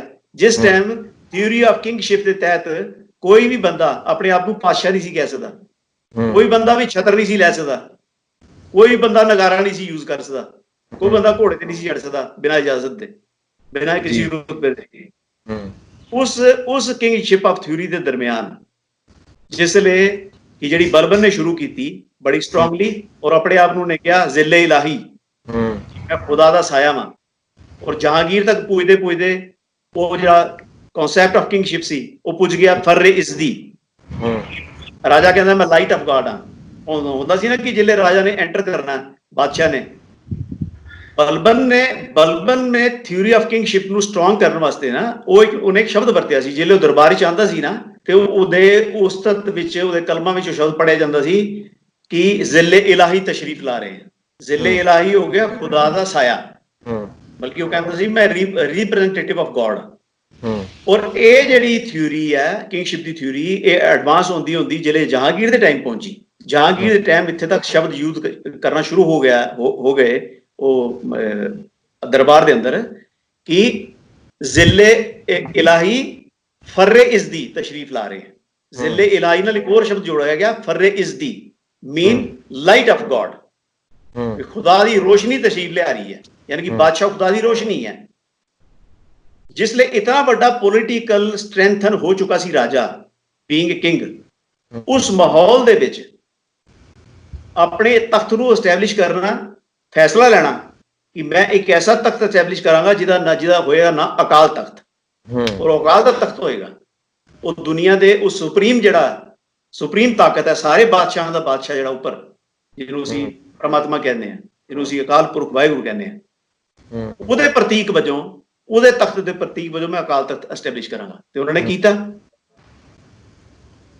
ਔਰ ਇਹ ਕਿਹਾ ਜਾਂਦਾ ਹੈ ਕਿ ਉਸ ਸਥਾਨ ਦੇ ਉੱਪਰ ਪੈਸੇ ਆ ਕੇ ਲੋਕ ਜ਼ਿਆਦਾ ਕਿਉਂ ਚੜਾਉਂਦੇ ਨੇ ਤੇ ਸਾਡੇ ਪਿੰਡ ਦੇ ਗੁਰਦੁਆਰਿਆਂ 'ਚ ਕਿਉਂ ਨਹੀਂ ਚੜਾਉਂਦੇ? ਬਈ ਇਹ ਸਵਾਲ ਪੁੱਛਣ ਤੋਂ ਪਹਿਲਾਂ ਤੇ ਤੁਸੀਂ ਪਿੰਡ ਦੇ ਗੁਰਦੁਆਰੇ ਨੂੰ ਆਪਣੇ ਡੇਰੇ ਨਾਲ ਕੰਪੇਅਰ ਕਰ ਲਓ ਨਾ। ਬਿਲਕੁਲ, ਪਹਿਲੇ ਇਸ ਚੀਜ਼ ਦਾ ਜਵਾਬ ਦਿਓ ਕਿ ਪਿੰਡ ਦੇ ਗੁਰਦੁਆਰੇ ਵਿੱਚ ਗ੍ਰੰਥੀ ਸਾਈਕਲ ਤੇ ਜਾ ਰਿਹਾ ਹੈ, ਪਿੰਡ ਦੇ ਗੁਰਦੁਆਰੇ ਤੇ ਕੀਰਤਨੀਏ ਮੋਟਰਸਾਈਕਲ ਦੇ ਬਾਜੇ ਤਬਲੇ ਚੁੱਕ ਕੇ ਬਾਰਿਸ਼ ਦੇ ਵਿੱਚ ਜਾ ਰਹੇ ਨੇ, ਤੇ ਤੁਹਾਡੇ ਕੋਲ ਤੇ 10-10 15-15 ਕਰੋੜ ਦੀਆਂ ਗੱਡੀਆਂ ਨੇ। ਵਾਏ ਉੱਥੇ ਲੋਕਾਂ ਨੂੰ ਸਮਝਾਉਣਾ ਕਿ ਭਈ ਗ੍ਰੰਥ ਸਾਹਿਬ ਦੇ ਬਰਾਬਰ ਹੈ, ਇੱਥੇ ਕੀ ਲੈਣ ਆਉਂਦੇ ਤੁਸੀਂ? ਸਹੀ ਗੱਲ ਆ। ਦੇਖੋ ਦਰਬਾਰ ਸਾਹਿਬ ਦਾ ਤੇ ਪਿੰਡ ਦੇ ਗੁਰਦੁਆਰੇ ਦਾ ਤਾਂ ਇੱਕ ਇਤਿਹਾਸਿਕ ਫਰਕ ਹੈ। ਉਹ ਫਿਰ ਕਹਿਣ ਲੱਗ ਜਾਂਦੇ ਨੇ ਅਸੀਂ ਪੈਰਾਂ ਤੇ ਖੜਾ ਕਰ ਰਹੇ ਹਾਂ ਲੋਕਾਂ ਨੂੰ। ਹਾਂਜੀ, ਉਹ ਫਿਰ ਭਾਈ ਸਾਹਿਬ ਕਹਿੰਦੇ ਨਾ ਕਿ ਅਸੀਂ ਪੈਰਾਂ ਤੇ ਖੜਾ ਕਰ ਰਹੇ ਹਾਂ ਲੋਕਾਂ ਨੂੰ। ਨਹੀਂ ਤੇ ਇਹ 7 ਅਰਬ ਦੀ ਦੁਨੀਆ ਜਿਹੜਾ, ਇਹ 7 ਅਰਬ ਦੀ ਦੁਨੀਆ ਬਿਨਾਂ ਪੈਰਾਂ ਤੋਂ ਹੀ ਚੰਦ ਤੇ ਪੁੱਜ ਗਈ ਖੜੋਤੇ। ਉਹ ਭਾਈ ਸਾਹਿਬ ਪਤਾ ਕੋਈ ਨਵੇਂ ਤਰੀਕੇ ਨਾਲ ਕਰ ਰਹੇ ਨੇ ਅੱਜ ਕੱਲ। ਦੇਖੋ ਵੀਰ ਜੀ, ਗੱਲ ਇਹ ਹੈ ਖਾਸ ਤੌਰ ਤੇ ਪੰਜਾਬੀ ਲੋਕਾਂ ਨੂੰ ਅਸੀਂ ਇਸ ਤਰ੍ਹਾਂ ਇਨਸਲਟ ਨਹੀਂ ਕਰ ਸਕਦੇ। ਕਿਉਂ? ਦੇਖੋ ਮੈਂ ਪੰਜਾਬ ਦੇ ਵਿੱਚ ਨਹੀਂ ਰਹਿੰਦਾ, ਬਟ ਆਈ ਰਿਸਪੈਕਟ ਪੰਜਾਬ ਏ ਲੋਟ। ਇੱਕ ਤੇ ਉਹ ਗੁਰੂਆਂ ਦੀ ਧਰਤੀ ਹੈ, ਦੂਸਰਾ ਇੱਕ ਰਿਐਲਿਟੀ ਜਿਹੜੀ ਹੈ ਕਿ ਮੈਂ ਦੇਖਣਾ ਕਿ ਅੱਜ ਪੰਜਾਬੀ ਦੂਰ ਦਰਾਜ ਦੇ ਦੇਸ਼ਾਂ ਵਿੱਚ ਜਾ ਕੇ ਬਹੁਤ ਮਿਹਨਤ ਕਰ ਰਹੇ ਨੇ। ਕਈ ਸੱਜਣ ਵੀ ਟਰੱਕ ਵੀ ਚਲਾ ਰਹੇ ਨੇ, ਕਈ ਸੱਜਣ ਹੋਰ ਸਿਕਿਉਰਿਟੀ ਦਾ ਜੌਬ ਕਰ ਰਹੇ ਨੇ, ਕੋਈ ਆਈਟੀ ਦੇ ਵੀ ਜੌਬ ਕਰ ਰਿਹਾ, ਬੜੀ ਮਿਹਨਤ ਕਰ ਰਹੇ ਨੇ। ਬਾਹਰ ਜਾਣਾ it is not a joke, it is tough, ਠੀਕ ਹੈ। ਲੇਕਿਨ ਉਧਰੋਂ ਮੈਂ ਧਿਆਨ ਮਾਰਨਾ ਕਿ ਜਿਸ ਲਈ ਅਜੇ ਪੰਜਾਬ ਦੇ ਵਿੱਚ ਟਰੈਕਟਰ ਵੀ ਨਹੀਂ ਸੀ ਆਇਆ, ਤੇ ਪੰਜਾਬ ਵਿੱਚ ਟਰੈਕਟਰ ਵੀ ਨਹੀਂ ਸੀ ਆਇਆ, ਔਰ ਈਵਨ ਕਿ ਅਗਰ ਤੁਸੀਂ ਟਰਕਿਸ਼ ਪੀਰੀਅਡ ਤੋਂ ਪਹਿਲੇ ਚਲੇ ਜਾਓ ਤੇ ਉੱਥੇ ਖੂਹ ਚੋਂ ਪਾਣੀ ਕੱਢਣ ਵਾਲਾ ਰਹਿਟ ਵੀ ਨਹੀਂ ਸੀ ਆਇਆ, ਬਾਲਟੀਆਂ ਨਾਲ ਪਾਣੀ ਕੱਢਿਆ ਜਾਂਦਾ ਸੀ। ਤੇ ਜਿਲੇ ਬੈਲਾਂ ਦੇ ਨਾਲ ਖੇਤ ਜੋਤੇ ਜਾਂਦੇ ਸੀ ਪੰਜਾਬ ਦੇ ਵਿੱਚ, ਟਰੈਕਟਰ ਆਇਆ ਨਹੀਂ ਸੀ, ਤੇ ਉਹਨਾਂ ਪੰਜਾਬੀਆਂ ਨੇ ਮਿਹਨਤ ਘੱਟ ਕੀਤੀ ਸੀ, ਉਹ ਆਪਣੇ ਪੈਰਾਂ ਤੇ ਨਹੀਂ ਸੀ ਖੜੇ। ਬਿਲਕੁਲ, ਇਨਸਾਨੀ ਸਭਿਅਤਾ ਜੰਗਲਾਂ ਤੋਂ ਨੰਗੇ, ਸੈਂਕੜੇ ਸਾਲ ਨੰਗੇ ਰਹਿ ਕੇ ਜੰਗਲਾਂ ਦੇ ਵਿੱਚੋਂ ਬੱਚਿਆਂ ਨੂੰ ਛਾਤੀ ਨਾਲ ਲਗਾ ਕੇ, ਭਿਆਨਕ ਬਿਮਾਰੀਆਂ ਤੋਂ ਬਚਾ ਕੇ, ਜੰਗਲੀ ਜਾਨਵਰਾਂ ਤੋਂ ਬਚਾ ਕੇ, ਮੌਸਮ ਦੀ ਮਾਰ ਤੋਂ ਬਚਾ ਕੇ, ਖਾਣ ਪੀਣ ਦਾ ਅਜੇ ਖਾਣ ਪੀਣ ਹੀ ਆਇਡੈਂਟੀਫਾਈਡ ਨਹੀਂ ਸੀ ਕਿ ਕੀ ਖਾਣਾ ਕੀ ਨਹੀਂ ਖਾਣਾ, ਉਹ ਚੀਜ਼ਾਂ ਲੱਭ ਕੇ, ਉਨੀ ਮਿਹਨਤ ਕਰਕੇ ਉਸ ਨਸਲੇ ਇਨਸਾਨੀ ਨੂੰ ਉਹ ਲੋਕ ਇੱਥੋਂ ਤੱਕ ਪਹੁੰਚਾ ਕੇ ਜਿੱਥੇ ਅਸੀਂ ਪਹੁੰਚੇ ਹਾਂ। ਉਹਨਾਂ ਸਾਰੀਆਂ ਨਸਲਾਂ ਨੇ ਮਿਹਨਤ ਨਹੀਂ ਕੀਤੀ। ਮੈਂ ਅੱਜ ਦਾਅਵੇ ਨਾਲ ਕਹਿੰਦਾ ਕਿ ਜਿਹੜਾ ਬੰਦਾ ਆਪਣੇ ਆਪ ਨੂੰ ਜ਼ਿਆਦਾ ਅਪਗ੍ਰੇਡ ਕਹਿੰਦਾ ਇਹਨਾਂ ਦੇ ਵਿੱਚੋਂ, ਉਹ ਆਪਣਾ ਪਰਿਵਾਰ, ਆਪਣਾ ਟੱਬਰ ਲੈ ਕੇ ਤੇ ਆਪਣਾ ਕੱਪੜੇ ਉਤਾਰ ਕੇ 1 ਸਾਲ ਹੁਣ ਵੈਸੇ ਜੰਗਲ ਦੇ ਵਿੱਚ ਬਤਾ ਕੇ ਆਇਆ ਇੱਕ ਟੱਬਰ ਦੇ ਨਾਲ, ਬਿਨਾਂ ਦਵਾਈ ਦੇ ਜਾਏ ਤੇ ਵਾਪਸ ਆ ਕੇ ਦੱਸੇ, ਫਿਰ ਉਹਨੂੰ ਪਤਾ ਚੱਲਿਆ ਕਿ ਉਹਨਾਂ ਲੋਕਾਂ ਨੇ ਮਿਹਨਤ ਕੀਤੀ ਸੀ। ਅੱਜ ਕੀ ਮਿਹਨਤ ਕੀਤੀ ਸੀ। ਹਰ ਬੰਦਾ ਆਪਣੇ ਦੌਰ ਦਾ ਮਾਡਰਨ ਇਨਸਾਨ ਹੁੰਦਾ। ਅੱਜ 7.5 ਅਰਬ ਦੀ ਦੁਨੀਆ, ਅਗਰ ਕਿਸੇ ਪ੍ਰਚਾਰਕ ਦੀ ਉਮਰ 34 ਸਾਲ ਹੈ ਤੇ 34 ਸਾਲ ਵਿੱਚੋਂ ਕੱਢ ਦਿਓ ਤੇ 34 ਸਾਲ ਪਹਿਲੇ ਜਿਹੜੀ ਹੈ ਇਹ ਦੁਨੀਆ ਬਿਨਾਂ ਜਮਾਰੀ ਚੁੱਕੇ ਚੱਲ ਰਹੀ ਸੀ। ਹੈਰਾਨਗੀ ਇਸ ਚੀਜ਼ ਦੀ ਹੈ ਕਿ ਇੱਕ ਬੰਦਾ ਅਪਗ੍ਰੇਡ ਮੈਨੂੰ ਮਿਲਿਆ, ਉਹ ਮੈਨੂੰ ਕਹਿੰਦਾ ਜੀ ਮੈਨੂੰ ਤੇ ਮਿਹਨਤ ਕਰਨ ਦੀ ਜਾਚ ਆ ਗਈ। ਮੈਂ ਕਿਹਾ ਭਾਈ ਸਾਹਿਬ ਉਮਰ ਕਿੰਨੀ ਹੈ? ਕਹਿੰਦੇ ਜੀ 50-55 ਸਾਲ ਹੈ। ਮੈਂ ਕਿਹਾ ਕਰਦੇ ਕੀ? ਉਹ ਕਹਿੰਦੇ ਜੀ ਟਰੱਕ ਚਲਾਉਣਾ। ਮੈਂ ਕਿੰਨੀ ਦੇਰ ਹੋ ਗਈ ਹੈ? ਕਹਿੰਦੇ ਜੀ ਪਿਛਲੇ 20 ਸਾਲ ਤੋਂ ਟਰੱਕ ਚਲਾ ਰਹੇ ਹਾਂ। ਤੇ ਮੈਂ ਕਿਹਾ ਭਾਈ ਸਾਹਿਬ ਨੂੰ ਕਦੋਂ ਮਿਲੇ ਹੋ? ਕਹਿੰਦੇ ਜੀ ਭਾਈ ਸਾਹਿਬ ਨੂੰ ਮਿਲਿਆ 2 ਸਾਲ ਹੋਏ ਨੇ।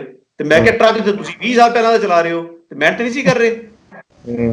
ਕਹਿੰਦੇ ਨਹੀਂ ਨਹੀਂ ਮਿਹਨਤ ਕਰ ਹੀ ਰਿਹਾ ਸੀ। ਤੇ ਫਿਰ ਮੈਂ ਕਿਹਾ ਫਿਰ ਤੁਹਾਡੇ ਦਿਮਾਗ 'ਚ ਕੀ ਹੋ ਗਿਆ ਕਿ ਤੁਹਾਨੂੰ ਮਿਹਨਤ ਕਰਨ ਦੀ ਜਾਚ ਹੋਣਾ ਹੀ ਹੈ, ਤੁਸੀਂ ਝੂਠ ਕਿਉਂ ਬੋਲ ਰਹੇ ਹੋ? ਨਹੀਂ ਨਹੀਂ ਸੌਰੀ ਮੇਰੇ ਕੋਲ ਗਲਤ ਗੱਲ ਨਿਕਲ ਗਈ। ਮੈਂ ਕਿਹਾ ਬੱਚੇ ਤੁਹਾਡੇ ਪੜ੍ਹ ਰਹੇ ਨੇ, ਮਿਹਨਤ ਤੁਸੀਂ ਕਰ ਰਹੇ ਹੋ।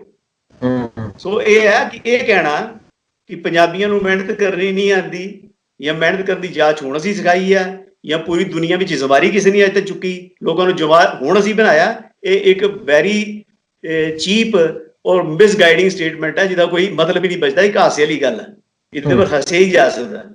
ਆਪਾਂ ਆਪਣੇ ਪੁਆਇੰਟ ਤੇ ਆਈਏ, ਗੁਰਦੁਆਰਿਆਂ ਦੀ ਜਿਹੜੀ ਇੰਪੋਰਟੈਂਸ ਸੀ ਖਤਮ ਕਰਨ ਲੱਗੇ ਹੋਏ ਨੇ।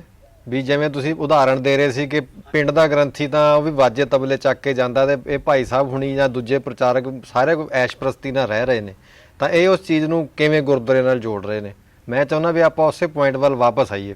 ਹਾਂ ਮੈਂ ਇਹੀ ਗੱਲ ਕਹਿਣਾ ਕਿ ਜਿਸ ਬੰਦੇ ਦਾ ਆਪਣਾ ਗੁਰਦੁਆਰਾ ਔਰ ਕਈ ਏਕੜਾਂ 'ਚ ਹੈ ਔਰ ਉਸ ਬੰਦੇ ਦੇ ਆਪਣੇ ਗੁਰਦੁਆਰੇ ਵਿੱਚ ਸਪੋਜ਼ ਕਰੋ ਮੈਂ ਇੱਕ ਗੁਰਦੁਆਰਾ ਨੂੰ ਮੈਂ ਰਨ ਕਰ ਰਿਹਾ, ਮੇਰੇ ਗੁਰਦੁਆਰੇ ਦੇ ਵਿੱਚ ਮੇਰੇ ਕੋਲ 75 ਲੱਖ ਦੀ ਗੱਡੀ ਵੀ ਹੈ ਔਰ 7-8 ਗੱਡੀਆਂ।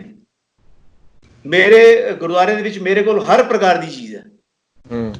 ਜ਼ਮੀਨ ਜਿਹੜੀ ਹੈ ਉਹ ਵੀ ਵਾਧੂ ਹੈ, ਉਹ ਏਕੜਾਂ ਦੇ ਹਿਸਾਬ ਨਾਲ ਹੈ। ਤੇ ਮੈਂ ਪਹਿਲੇ ਪਿੰਡ ਦੇ ਗੁਰਦੁਆਰੇ ਨੂੰ ਆਪਣੇ ਗੁਰਦੁਆਰੇ ਨਾਲ ਮਿਲਾ ਲਵਾਂ। ਪਹਿਲੇ ਸਵਾਲ ਮੈਨੂੰ ਜਵਾਬ ਦੇਣਾ ਚਾਹੀਦਾ ਹੈ ਕਿ ਮੇਰੇ ਗੁਰਦੁਆਰੇ 'ਚ ਐਸਾ ਕਿਹੜਾ ਖਾਸ ਹੈ ਯਾਰ ਜਿਹੜਾ ਉਸ ਪਿੰਡ ਦੇ ਗੁਰਦੁਆਰੇ 'ਚ ਨਹੀਂ ਹੈ। ਦਰਬਾਰ ਸਾਹਿਬ ਵਿੱਚ ਤੇ ਬਹੁਤ ਵੱਡੀ ਹਿਸਟਰੀ ਹੈ ਜਿਹੜੀ ਮੇਰੇ ਕੋਲ ਹੈ ਹੀ ਨਹੀਂ ਹੈ। ਜਿਹੜਾ ਗੁਰਦੁਆਰਾ ਮੈਂ ਕੋਈ 8-10-15-20 ਸਾਲ 'ਚ ਬਣਾਇਆ ਹੋਗਾ ਉਹਦੇ ਅੰਦਰ ਦਰਬਾਰ ਸਾਹਿਬ ਵਾਲਾ ਇਤਿਹਾਸ ਥੋੜੀ ਹੈ। ਇੱਕ ਤੇ ਮੇਰੇ ਵੱਲੋਂ ਉਸਾਰੇ ਹੈਗੀ ਬਿਲਡਿੰਗ ਨਾ ਤੇ ਗੁਰੂ ਦਾ ਫੈਸਲਾ ਹੈ। ਉਹ ਮੈਂ ਫੈਸਲਾ ਲਿਆ ਤੇ ਬਿਲਡਿੰਗ ਉਸਾਰੀ। ਇੱਕ ਮੇਰੇ ਵੱਲੋਂ ਉਸਾਰੇ ਗੁਰਦੁਆਰੇ ਦੇ ਵਿੱਚ ਕੋਈ ਇਤਿਹਾਸ ਨਹੀਂ ਹੈ ਗੁਰੂਆਂ ਦਾ, ਕੋਈ ਸ਼ਹੀਦਾਂ ਦਾ ਇਤਿਹਾਸ ਨਹੀਂ ਹੈ, ਕੋਈ ਕੌਮੀ ਐਕਸੈਪਟੈਂਸ ਨਹੀਂ ਹੈ। ਸਵਾਏ ਗੁਰਦੁਆਰੇ ਤੋਂ ਬਾਅਦ ਹੋਰ ਕੋਈ ਐਕਸੈਪਟੈਂਸ ਨਹੀਂ ਹੈ। ਤੇ ਉਹਨੂੰ ਮੈਂ ਮਿਲਾਏ ਬਗੈਰ ਇੱਕ ਪਿੰਡ ਦੇ ਗੁਰਦੁਆਰੇ ਨਾਲ, ਪਿੰਡ ਦੇ ਗੁਰਦੁਆਰੇ ਨੂੰ ਸਿੱਧਾ ਦਰਬਾਰ ਸਾਹਿਬ ਨਾਲ ਮਿਲਾ ਰਿਹਾ। ਮੈਂ ਆਪਣੇ ਨਾਲ ਕਿਉਂ ਨਹੀਂ ਮਿਲਾਉਂਦਾ? ਜਵਾਬ ਮੈਂ ਦੇਣਾ ਤੇ ਪੁੱਛ ਰਿਹਾ ਮੈਂ ਦਰਬਾਰ ਸਾਹਿਬ ਵਾਲਿਆਂ ਕੋਲੋਂ ਸਵਾਲ। ਪਹਿਲੇ ਆਪੂ ਜਵਾਬ ਦਿਓ, ਪਹਿਲੇ ਆਪੂ ਜਵਾਬ ਦੇਣੇ। ਲੋਕ ਇਹਨਾਂ ਕੋਲ ਇੰਨੀਆਂ ਗੱਡੀਆਂ, ਇੰਨੀਆਂ ਜ਼ਮੀਨਾਂ ਕਿਉਂ ਤੇ ਪਿੰਡ ਦੇ ਗੁਰਦੁਆਰੇ ਕੋਲ ਕੁਝ ਵੀ ਕਿਉਂ ਨਹੀਂ ਹੈ?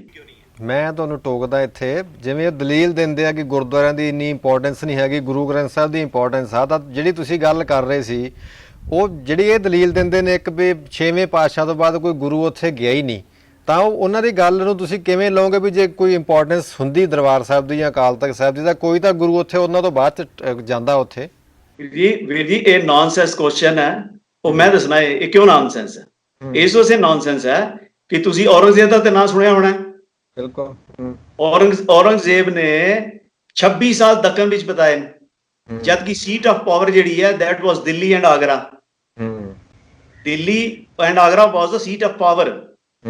ਔਰੰਗਜ਼ੇਬ ਦੀ ਸੀਟ ਆਫ ਪਾਵਰ ਉਹ ਸੀ, ਲੇਕਿਨ 26 ਸਾਲ ਔਰੰਗਜ਼ੇਬ ਉੱਥੇ ਨਹੀਂ ਆਇਆ ਡਿਊ ਟੂ ਸਰਕਮਸਟੈਂਸਿਸ। ਉਹ ਦੱਖਣ ਵਿੱਚ ਰਿਹਾ। ਜਿਹੜੇ ਉਹਨੇ ਵਾਪਸ ਆਣਾ ਤੈਅ ਕੀਤਾ ਤੇ ਰਾਜ ਹੀ ਮਰ ਗਿਆ ਔਰ ਔਰੰਗਾਬਾਦ ਦੇ ਕੋਲ। ਹੁਣ ਬੰਦਾ ਕੋਈ ਪੁੱਛੇਗਾ ਕਿ ਵੀ ਔਰੰਗਜ਼ੇਬ ਉੱਥੇ ਚਲਾ ਗਿਆ ਸੀ, ਦਿੱਲੀ ਨੂੰ ਕੋਈ ਸਮਝਦਾ ਹੀ ਨਹੀਂ ਸੀ, ਆਗਰੇ ਨੂੰ ਕੋਈ ਸਮਝਦਾ ਹੀ ਨਹੀਂ ਸੀ, ਆਗਰੇ ਦੀ ਕੀ ਇੰਪੋਰਟੈਂਸ ਸੀ? ਇਹ ਕੋਈ ਕੁਐਸਚਨ ਹੈ? ਇਹ ਗੁਰੂ ਸਾਹਿਬ ਨੂੰ ਕੀ ਸਮਝਦੇ ਨੇ ਕਿ ਗੁਰੂ ਸਾਹਿਬ ਇਹਨਾਂ ਦੇ ਮੁਲਾਜ਼ਮ ਸਨ ਕਿ ਉਹ ਪੁੱਛ ਕੇ ਕਿੱਥੇ ਆਉਂਦੇ ਤੇ ਕਿੱਥੇ ਨਾ ਜਾਂਦੇ? ਇਹ ਕੀ ਕੁਐਸਚਨ, ਕਿਸ ਕਿਸਮ ਦੇ ਕੁਐਸਚਨ? ਦੇਖੋ ਮੈਂ 2012 ਵਿੱਚ ਇੱਕ ਆਰਟੀਕਲ ਲਿਖਿਆ ਸੀ ਵੱਡੇ ਪ੍ਰਚਾਰਕਾਂ ਨੂੰ ਖਤਰਾ। ਉਸ ਆਰਟੀਕਲ ਦਾ ਸਿਰਲੇਖ ਸੀ ਵੱਡੇ ਪ੍ਰਚਾਰਕਾਂ ਨੂੰ ਖਤਰਾ। ਉਹਦੇ ਵਿੱਚ 3 ਵੱਡੇ ਪ੍ਰਚਾਰਕ ਮੈਂ ਲਏ ਸੀ, ਗੁਰੂ ਗ੍ਰੰਥ ਸਾਹਿਬ, ਗੁਰੂ ਸਾਹਿਬਾਨ ਤੇ ਉਹਨਾਂ ਦਾ ਜੀਵਨ ਜੀ, ਔਰ ਦਰਬਾਰ ਸਾਹਿਬ ਕੰਪਲੈਕਸ ਇੰਕਲੂਡਿੰਗ ਅਕਾਲ ਤਖਤ ਜੀ। ਔਰ ਮੈਂ ਕਿਹਾ ਸੀ ਆਈਡੀਓਲੋਜੀਕਲੀ ਇਹਨਾਂ 3 ਵੱਡੇ ਪ੍ਰਚਾਰਕਾਂ ਦੇ ਉੱਪਰ ਹਮਲਾ ਹੋਣ ਵਾਲਾ। ਉਦੋਂ ਤੇ ਭਾਈ ਸਾਹਿਬ ਜੀ ਨਹੀਂ ਸੀ ਆਏ। ਉਦੋਂ ਤੁਹਾਨੂੰ ਕਿਉਂ ਲੱਗਿਆ ਇਸ ਤਰ੍ਹਾਂ ਵੀ ਹਮਲਾ ਹੋਣ ਵਾਲਾ ਇਹਨਾਂ 3 ਪ੍ਰਚਾਰਕਾਂ ਦੇ ਉੱਪਰ ਜਿਨ੍ਹਾਂ ਦਾ ਤੁਸੀਂ ਜ਼ਿਕਰ ਕਰ ਰਹੇ ਹੋ? ਕਿਉਂਕਿ ਭਾਈ ਜੀ ਨੇ ਜੋ ਕੁਝ ਕਰਨਾ ਸ਼ੁਰੂ ਕੀਤਾ ਨਾ, ਇਹ ਮਨਸੂਬੇ ਜਿਹੜੇ ਨਾ ਇਹ ਉਦੋਂ ਘੜੇ ਜਾ ਚੁੱਕੇ ਸੀ, ਘੜੇ ਜਾ ਰਹੇ ਸੀ। ਗੁਪਤ ਮੀਟਿੰਗਾਂ ਦੇ ਵਿੱਚ ਕਿਸੇ ਸਪੈਸੀਫਿਕ ਵੈਬਸਾਈਟਾਂ ਦੇ ਉੱਪਰ ਇਹ ਗੱਲਾਂ, ਇਹ ਜਬਲੀਆਂ ਮਾਰੀਆਂ ਜਾ ਰਹੀਆਂ ਸੀ। ਅੱਛਾ ਭਾਈ ਜੀ ਨੇ ਤਾਂ ਕਾਪੀ ਕੀਤੀਆਂ ਨੇ, ਹੂੰ ਕਿਉਂਕਿ ਹੁਣ ਤੇ ਫੇਸਬੁੱਕ ਫੈਲ ਗਿਆ ਜ਼ਿਆਦਾ ਨਾ। 2012 ਵਿੱਚ ਇਤਨਾ ਨਹੀਂ ਸੀ ਦਾ ਪ੍ਰਸਾਰ, ਹੁਣ ਜ਼ਿਆਦਾ ਫੈਲ ਗਿਆ ਤੇ ਹੋਰ ਬੰਦੇ ਨੇ ਉਹਨੂੰ ਕੈਚ ਕਰ ਲਿਆ। ਕੈਚ ਕਰਕੇ ਤੇ ਉਹ ਗੱਲਾਂ ਜਿਹੜੀਆਂ ਅੱਗੇ ਫੈਲਾਣੀਆਂ ਸ਼ੁਰੂ ਕਰਤੀਆਂ, ਮਿਸਗਾਈਡ ਕਰਨਾ ਸ਼ੁਰੂ ਕਰਤਾ ਲੋਕਾਂ ਨੂੰ। ਇਹ ਗੱਲਾਂ ਤੇ ਪਹਿਲੇ ਨਹੀਂ ਹੋ ਰਹੀਆਂ ਸਨ। ਹੁਣ ਇਹ ਗੱਲਾਂ ਨੂੰ ਤੁਸੀਂ ਮਿਲਾ ਲਓ ਤੇ ਇਹ ਗੱਲਾਂ ਆਰੇ ਸਮਾਜ ਪਹਿਲਾਂ ਵੀ ਕਰ ਰਹੇ ਸਨ। ਹੋਰ ਪਿੱਛੇ ਚਲੇ ਜਾਓ ਤੇ ਲਖਪਤ ਰਾਏ ਮਗਰ ਪਿਆ ਸੀ ਸਿੱਖਾਂ ਦੇ, ਕੀ ਨਾ ਦੇ ਗੁਰੂ ਨੂੰ ਗਾਇਬ ਕਰੋ। ਇਹਦੀ ਤੇ ਕੰਟੀਨਿਊਟੀ ਨਾ। ਹੁਣ ਤੇ ਐਕਟਰਸ ਚੇਂਜ ਹੋ ਗਏ। ਸੋਚ ਤੇ ਨਹੀਂ ਬਦਲੀ ਨਾ ਵੀ ਸਿੱਖਾਂ ਦੇ ਸਿਰ ਤੋਂ ਗੁਰੂ ਗ੍ਰੰਥ ਸਾਹਿਬ ਨੂੰ ਉਤਾਰੋ, ਸਿੱਖਾਂ ਦੇ ਸਿਰ ਤੋਂ ਗੁਰੂ ਸਾਹਿਬਾਨ ਨੂੰ ਉਤਾਰੋ, ਸਿੱਖਾਂ ਦੇ ਸਿਰ ਤੋਂ ਉਹਨਾਂ ਦਾ ਇਤਿਹਾਸ ਉਤਾਰੋ ਤੇ ਆਪ ਬਹਿ ਜਾਓ। ਇਹ ਕੋਈ ਸਾਜ਼ਿਸ਼ ਆ ਜਾਂ ਵੈਸੇ ਹੀ ਕਿਸੇ ਨੂੰ ਲੱਗਦਾ ਕਿ ਨਹੀਂ ਸਾਨੂੰ ਨਵੀਂ ਕੋਈ ਨੌਲੇਜ ਲੈ ਕੇ ਆਉਣੀ ਚਾਹੀਦੀ, ਜਾਂ ਜਿਵੇਂ ਭਾਈ ਸਾਹਿਬ ਕਹਿੰਦੇ ਨੇ ਅਪਡੇਟ ਕਰਨਾ ਚਾਹੀਦਾ, ਆਪਣੇ ਆਪ ਨੂੰ ਅਪਡੇਟ ਕਰੋ, ਇਹ ਕੋਈ ਸਾਜ਼ਿਸ਼ ਲੱਗਦੀ ਹੈ ਤੁਹਾਨੂੰ ਇਹਦੇ ਪਿੱਛੇ ਕਿਸੇ ਸਰਕਾਰ ਦੀ ਜਾਂ ਕਿਸੇ ਏਜੰਸੀ ਦੀ, ਜਾਂ ਵੈਸੇ ਹੀ ਮਤਲਬ ਕੋਈ ਨਵੀਂ ਫਿਲਾਸਫੀ ਭਾਈ ਸਾਹਿਬ ਜਿਵੇਂ ਘੜ ਕੇ ਬੈਠੇ ਹੋਏ ਨੇ ਜਾਂ ਹੋਰ ਪ੍ਰਚਾਰਕ ਜਿਹੜੇ ਨੇ? ਦੇਖੋ ਜਿਹੜੀ ਇਹਨਾਂ ਦੀ ਟੋਨ ਹੈ ਨਾ, ਜੇਕਰ ਇਹਨਾਂ ਨੂੰ ਕੋਈ ਪੁੱਛੇ ਤੇ ਇਹ ਝੱਟ ਕਹਿੰਦੇ ਨੇ ਜੀ ਫਲਾਣਾ ਸਾਜ਼ਿਸ਼ ਕਰ ਗਿਆ, ਫਲਾਣਾ ਸਾਜ਼ਿਸ਼ ਕਰ ਗਿਆ, ਫਲਾਣਾ ਸਾਜ਼ਿਸ਼ ਕਰ ਗਿਆ, ਫਲਾਣਾ ਸਾਜ਼ਿਸ਼ ਕਰ ਗਿਆ। ਮੈਂ ਤੇ ਇਹ ਚੀਜ਼ ਕਰਨਾ, ਇਸ ਚੀਜ਼ ਨੂੰ ਇਸ ਤਰ੍ਹਾਂ ਡੀਲ ਕਰਨਾ ਕਿ they are all infected by a virus. ਸਾਨੂੰ ਨਹੀਂ ਪਤਾ ਵਾਇਰਸ ਕਿਹਨੇ ਛੱਡਿਆ, ਕਿਉਂਕਿ ਜਿਹੜੀ ਚੀਜ਼ ਅੱਖੀ ਦੇਖੀ ਨਹੀਂ ਉਹਦੇ ਬਾਰੇ ਕੀ ਕਹਿਣਾ। ਬਿਲਕੁਲ। ਲੇਕਿਨ ਇਹ ਮੰਨ ਕੇ ਚੱਲ ਰਹੇ ਆ ਕਿ if they are infected, they are out with the argument, they are out with certain objections. ਤੇ ਉਹਨਾਂ ਨਾਲ ਦਲੀਲ ਨਾਲ ਗੱਲ ਕੀਤੀ ਜਾਏ, ਉਹਨਾਂ ਨਾਲ ਤਰਕ ਨਾਲ ਗੱਲ ਕੀਤੀ ਜਾਏ, ਉਹਨਾਂ ਨਾਲ ਲਾਜਿਕ ਨਾਲ ਗੱਲ ਕੀਤੀ ਹੈ, ਉਹਨਾਂ ਨੂੰ ਗੁਰਬਾਣੀ ਦੇ ਆਧਾਰ ਪਰ, ਇਤਿਹਾਸ ਦੇ ਆਧਾਰ ਪਰ ਗੱਲ ਕੀਤੀ ਹੈ। ਉੱਥੇ ਬੈਠਦੇ ਨਹੀਂ, ਉੱਥੋਂ ਨੱਸ ਜਾਂਦੇ ਨੇ। ਤੇ ਕੀ ਕਰ ਰਹੇ ਨੇ ਕਿ ਬਾਕੀ ਨੌਜਵਾਨ ਪੀੜ੍ਹੀ ਜਿਹੜੀ ਹੈ ਨਾ, ਜਿਹਨੇ ਕੁਝ ਜ਼ਿਆਦਾ ਇਤਿਹਾਸ ਪੜ੍ਹਿਆ ਨਹੀਂ ਹੈ, ਜਿਹਨਾਂ ਨੂੰ ਕਿਤਾਬਾਂ 'ਚ ਦਿਲਚਸਪੀ ਨਹੀਂ ਹੈ, ਉਹਨਾਂ ਨੂੰ ਇਹ ਇਨਫੈਕਟ ਕਰ ਰਹੇ। ਪਹਿਲੇ ਆਪ ਇਨਫੈਕਟਡ ਹੋਏ ਨੇ, ਹੁਣ ਤੁਹਾਡਾ ਜਿਹੜਾ ਕੰਪਿਊਟਰ ਹੈ, ਤੁਹਾਡੇ ਕੰਪਿਊਟਰ 'ਚ ਵਾਇਰਸ ਤੁਹਾਡੇ ਤੋਂ ਪੁੱਛੇ ਬਗੈਰ ਵੀ ਆ ਸਕਦਾ। ਬਿਲਕੁਲ। ਤੇ ਜੇ ਤੁਸੀਂ ਯੂਜ਼ ਕਰਦੇ ਹੋ WhatsApp, ਤੇ ਸਵੇਰੇ ਅਗਰ ਤੁਸੀਂ WhatsApp ਖੋਲੋ ਤੇ ਮੈਸੇਜ ਤੁਹਾਡੇ ਪੁੱਛੇ ਬਗੈਰ ਤੁਹਾਡੇ ਕੋਲ ਪੁੱਜ ਜਾਂਦਾ। ਉਸ ਮੈਸੇਜ ਦੀ ਕੀ ਜਾਣਕਾਰੀ ਹੈ, ਯੂ ਡੋਂਟ ਨੋ ਕਿ ਉਹਦਾ ਸੋਰਸ ਕੀ ਹੈ, ਠੀਕ ਹੈ ਗਲਤ ਹੈ, ਤੁਸੀਂ ਉਸ ਨੂੰ ਠੀਕ ਮੰਨ ਲੈਂਦੇ ਹੋ, ਸਹੀ ਹੋਣਾ, ਤੁਸੀਂ ਕਿਹੜਾ ਚੈੱਕ ਕਰਨਾ, ਠੀਕ ਹੈ ਨਾ। ਸੋ ਇਹ ਪੈਟਰਨ ਅਡਾਪਟ ਕੀਤਾ ਗਿਆ। ਇੱਕ ਮੈਂ ਹਰਦੇਵ ਜੀ ਆਖਰੀ ਸਵਾਲ ਤੁਹਾਡੇ ਤੋਂ ਇਹ ਪੁੱਛਦਾ ਹਾਂ ਕਿ ਜਿਵੇਂ ਭਾਈ ਸਾਹਿਬ ਅਕਸਰ ਆਪਣੇ ਦੀਵਾਨਾਂ ਦੇ ਵਿੱਚ ਗੱਲ ਕਰਦੇ ਆ ਕਿ ਪਰਸਨੈਲਿਟੀ ਡਿਵੈਲਪ ਕਰਨੀ ਹੈ, ਉਹਨਾਂ ਦਾ ਇੱਕ ਬੋਲਣ ਦਾ ਲਹਿਜਾ ਵੀ ਉਹ ਅੰਗਰੇਜ਼ੀ ਦੇ ਸ਼ਬਦਾਂ ਨੂੰ, ਈਵਨ ਕਿ ਪੰਜਾਬੀ ਦੇ ਕਈ ਸ਼ਬਦ ਨੇ ਜਿਹੜੇ ਜਿਵੇਂ ਕਿ ਇੱਕ ਅਨਪੜ੍ਹ ਬੰਦਾ ਨਹੀਂ ਬੋਲਦਾ, ਪੰਜਾਬੀ ਵੀ ਪ੍ਰੋਪਰ ਨਹੀਂ ਭਾਈ ਰਣਜੀਤ ਸਿੰਘ ਬੋਲ ਸਕਦੇ। ਜਿੱਥੇ ਲੱਲੇ ਪੈਰ ਬਿੰਦੀ ਨਹੀਂ ਲੱਗਣੀ ਹੁੰਦੀ ਉੱਥੇ ਲਾ ਰਹਿੰਦੇ, ਜਿੱਥੇ ਲਾਉਣੀ ਹੁੰਦੀ ਆ ਉੱਥੇ ਨਹੀਂ ਲਾਉਂਦੇ। ਇਦਾਂ ਨੇ ਬੜੀਆਂ ਮਤਲਬ ਹਾਸੋਹੀਣੀ ਜੀ ਜਿਹੜੀ ਭਾਸ਼ਾ ਭਾਈ ਸਾਹਿਬ ਯੂਜ਼ ਕਰਦੇ ਆ। ਸੋ ਮੈਂ ਜਾਂਦੇ ਜਾਂਦੇ ਗੱਲ ਪੁੱਛਦਾ ਕਿ ਉਹ ਅਕਸਰ ਕਹਿੰਦੇ ਕਿ ਪਰਸਨੈਲਿਟੀ ਡਿਵੈਲਪ ਕਰਨੀ ਹੈ। ਪਰਸਨੈਲਿਟੀ ਤਾਂ 500-500 ਰੁਪਇਆ ਲੈ ਕੇ ਆਮ ਇੰਸਟੀਚਿਊਟਾਂ ਦੇ ਵਿੱਚ ਵੀ ਡਿਵੈਲਪ ਕਰਵਾ ਰਹੇ ਆ, ਤਾਂ ਕੀ ਸਿੱਖੀਜ਼ਮ ਜਿਹੜੀ ਜਾਂ ਗੁਰੂਆਂ ਨੇ ਇੱਕ ਸਿੱਖ ਬਣਾਇਆ, ਕੀ ਉਹਦੀ ਪਰਸਨੈਲਿਟੀ ਡਿਵੈਲਪ ਕੀਤੀ ਸੀ, ਜਾਂ ਸਿੱਖੀਜ਼ਮ ਦਾ ਕੋਈ ਇੱਕ ਵੱਖਰੀ ਚੀਜ਼ ਆ, ਕੋਈ ਅਲੌਕਿਕ ਚੀਜ਼ ਆ? ਦੇਖੋ ਪਹਿਲੀ ਗੱਲ ਇਹ ਹੈ ਸਰ ਕਿ ਜਿਹੜਾ ਤੇ ਉਹ ਤੁਸੀਂ ਕਹਿੰਦੇ ਹੋ ਨਾ ਪ੍ਰੋਫੈਸ਼ਨਲੀ ਕਈ ਕੋਰਸ ਕਰਾ ਰਹੇ ਨੇ ਪਰਸਨੈਲਿਟੀ ਡਿਵੈਲਪਮੈਂਟ ਦੇ, ਹਾਂਜੀ ਹੈਨਾ, ਜਾਂ ਕਈਆਂ ਨੇ ਜਨਰਲ ਨੌਲੇਜ ਦੇ ਜਾਂ ਕਲਾਸਿਸ ਲੈਂਦੇ ਨੇ, ਕੋਈ ਤਿਆਰੀ ਕਰ ਰਿਹਾ ਬੱਚਾ, ਉਹਨਾਂ ਉਸ ਪਰਸਨੈਲਿਟੀ ਡਿਵੈਲਪਮੈਂਟ ਤੇ ਇਸ ਪਰਸਨੈਲਿਟੀ ਡਿਵੈਲਪਮੈਂਟ ਵਿੱਚ ਫਰਕ ਹੈ। ਪਹਿਲਾ ਫਰਕ ਇਹ ਹੈ ਕਿ ਉਹਨਾਂ ਕਲਾਸਿਸ ਦੇ ਵਿੱਚ ਝੂਠ ਨਹੀਂ ਬੋਲਿਆ ਜਾਂਦਾ, ਫੈਕਟਸ ਕਰੈਕਟ ਪੇਸ਼ ਕੀਤੇ ਜਾਂਦੇ ਨੇ, ਪੜ੍ਹਾਉਣ ਵਾਲੇ ਖੁਦ ਜਾਣਕਾਰ ਹੁੰਦੇ ਨੇ ਕਿ ਉਹ ਕੀ ਪੜ੍ਹਾ ਰਹੇ ਨੇ ਜੀ, ਉਹਨਾਂ ਨੂੰ ਜਨਰਲ ਨੌਲੇਜ ਦੀ ਵੀ ਜਾਣਕਾਰੀ ਹੁੰਦੀ ਹੈ ਕਿ ਜਨਰਲ ਨੌਲੇਜ ਪੜ੍ਹਾ ਰਹੇ ਨੇ। ਇੱਥੇ ਜਿਹੜਾ ਫੀਲਡ ਸਾਡੇ ਪ੍ਰਚਾਰਕਾਂ ਨੇ ਪਕੜਿਆ ਨਾ ਪਰਸਨੈਲਿਟੀ ਡਿਵੈਲਪਮੈਂਟ ਦਾ, ਇਹ ਉਹ ਚੀਜ਼ ਪੜ੍ਹਾ ਰਹੇ ਨੇ ਜਿਨ੍ਹਾਂ ਦਾ ਇਹਨਾਂ ਨੂੰ ਆਪ ਹੀ ਨਹੀਂ ਪਤਾ ਹੁੰਦਾ, ਇਹਨਾਂ ਆਪ ਪੜ੍ਹੀ ਨਹੀਂ ਹੁੰਦੀ। ਇਹ ਉਹ ਫੈਕਟ ਪੇਸ਼ ਕਰ ਰਹੇ ਹੁੰਦੇ ਨੇ ਜਿਹੜੇ ਫੈਕਟ ਝੂਠੇ ਹੁੰਦੇ ਨੇ। ਇਹ ਉਸ ਚੀਜ਼ ਨੂੰ ਗੁਰਮਤ ਕਹਿ ਰਹੇ ਹੁੰਦੇ ਨੇ ਜਿਹੜੀ ਕਿਸੇ ਦੀ ਕਾਪੀ ਹੁੰਦੀ ਹੈ।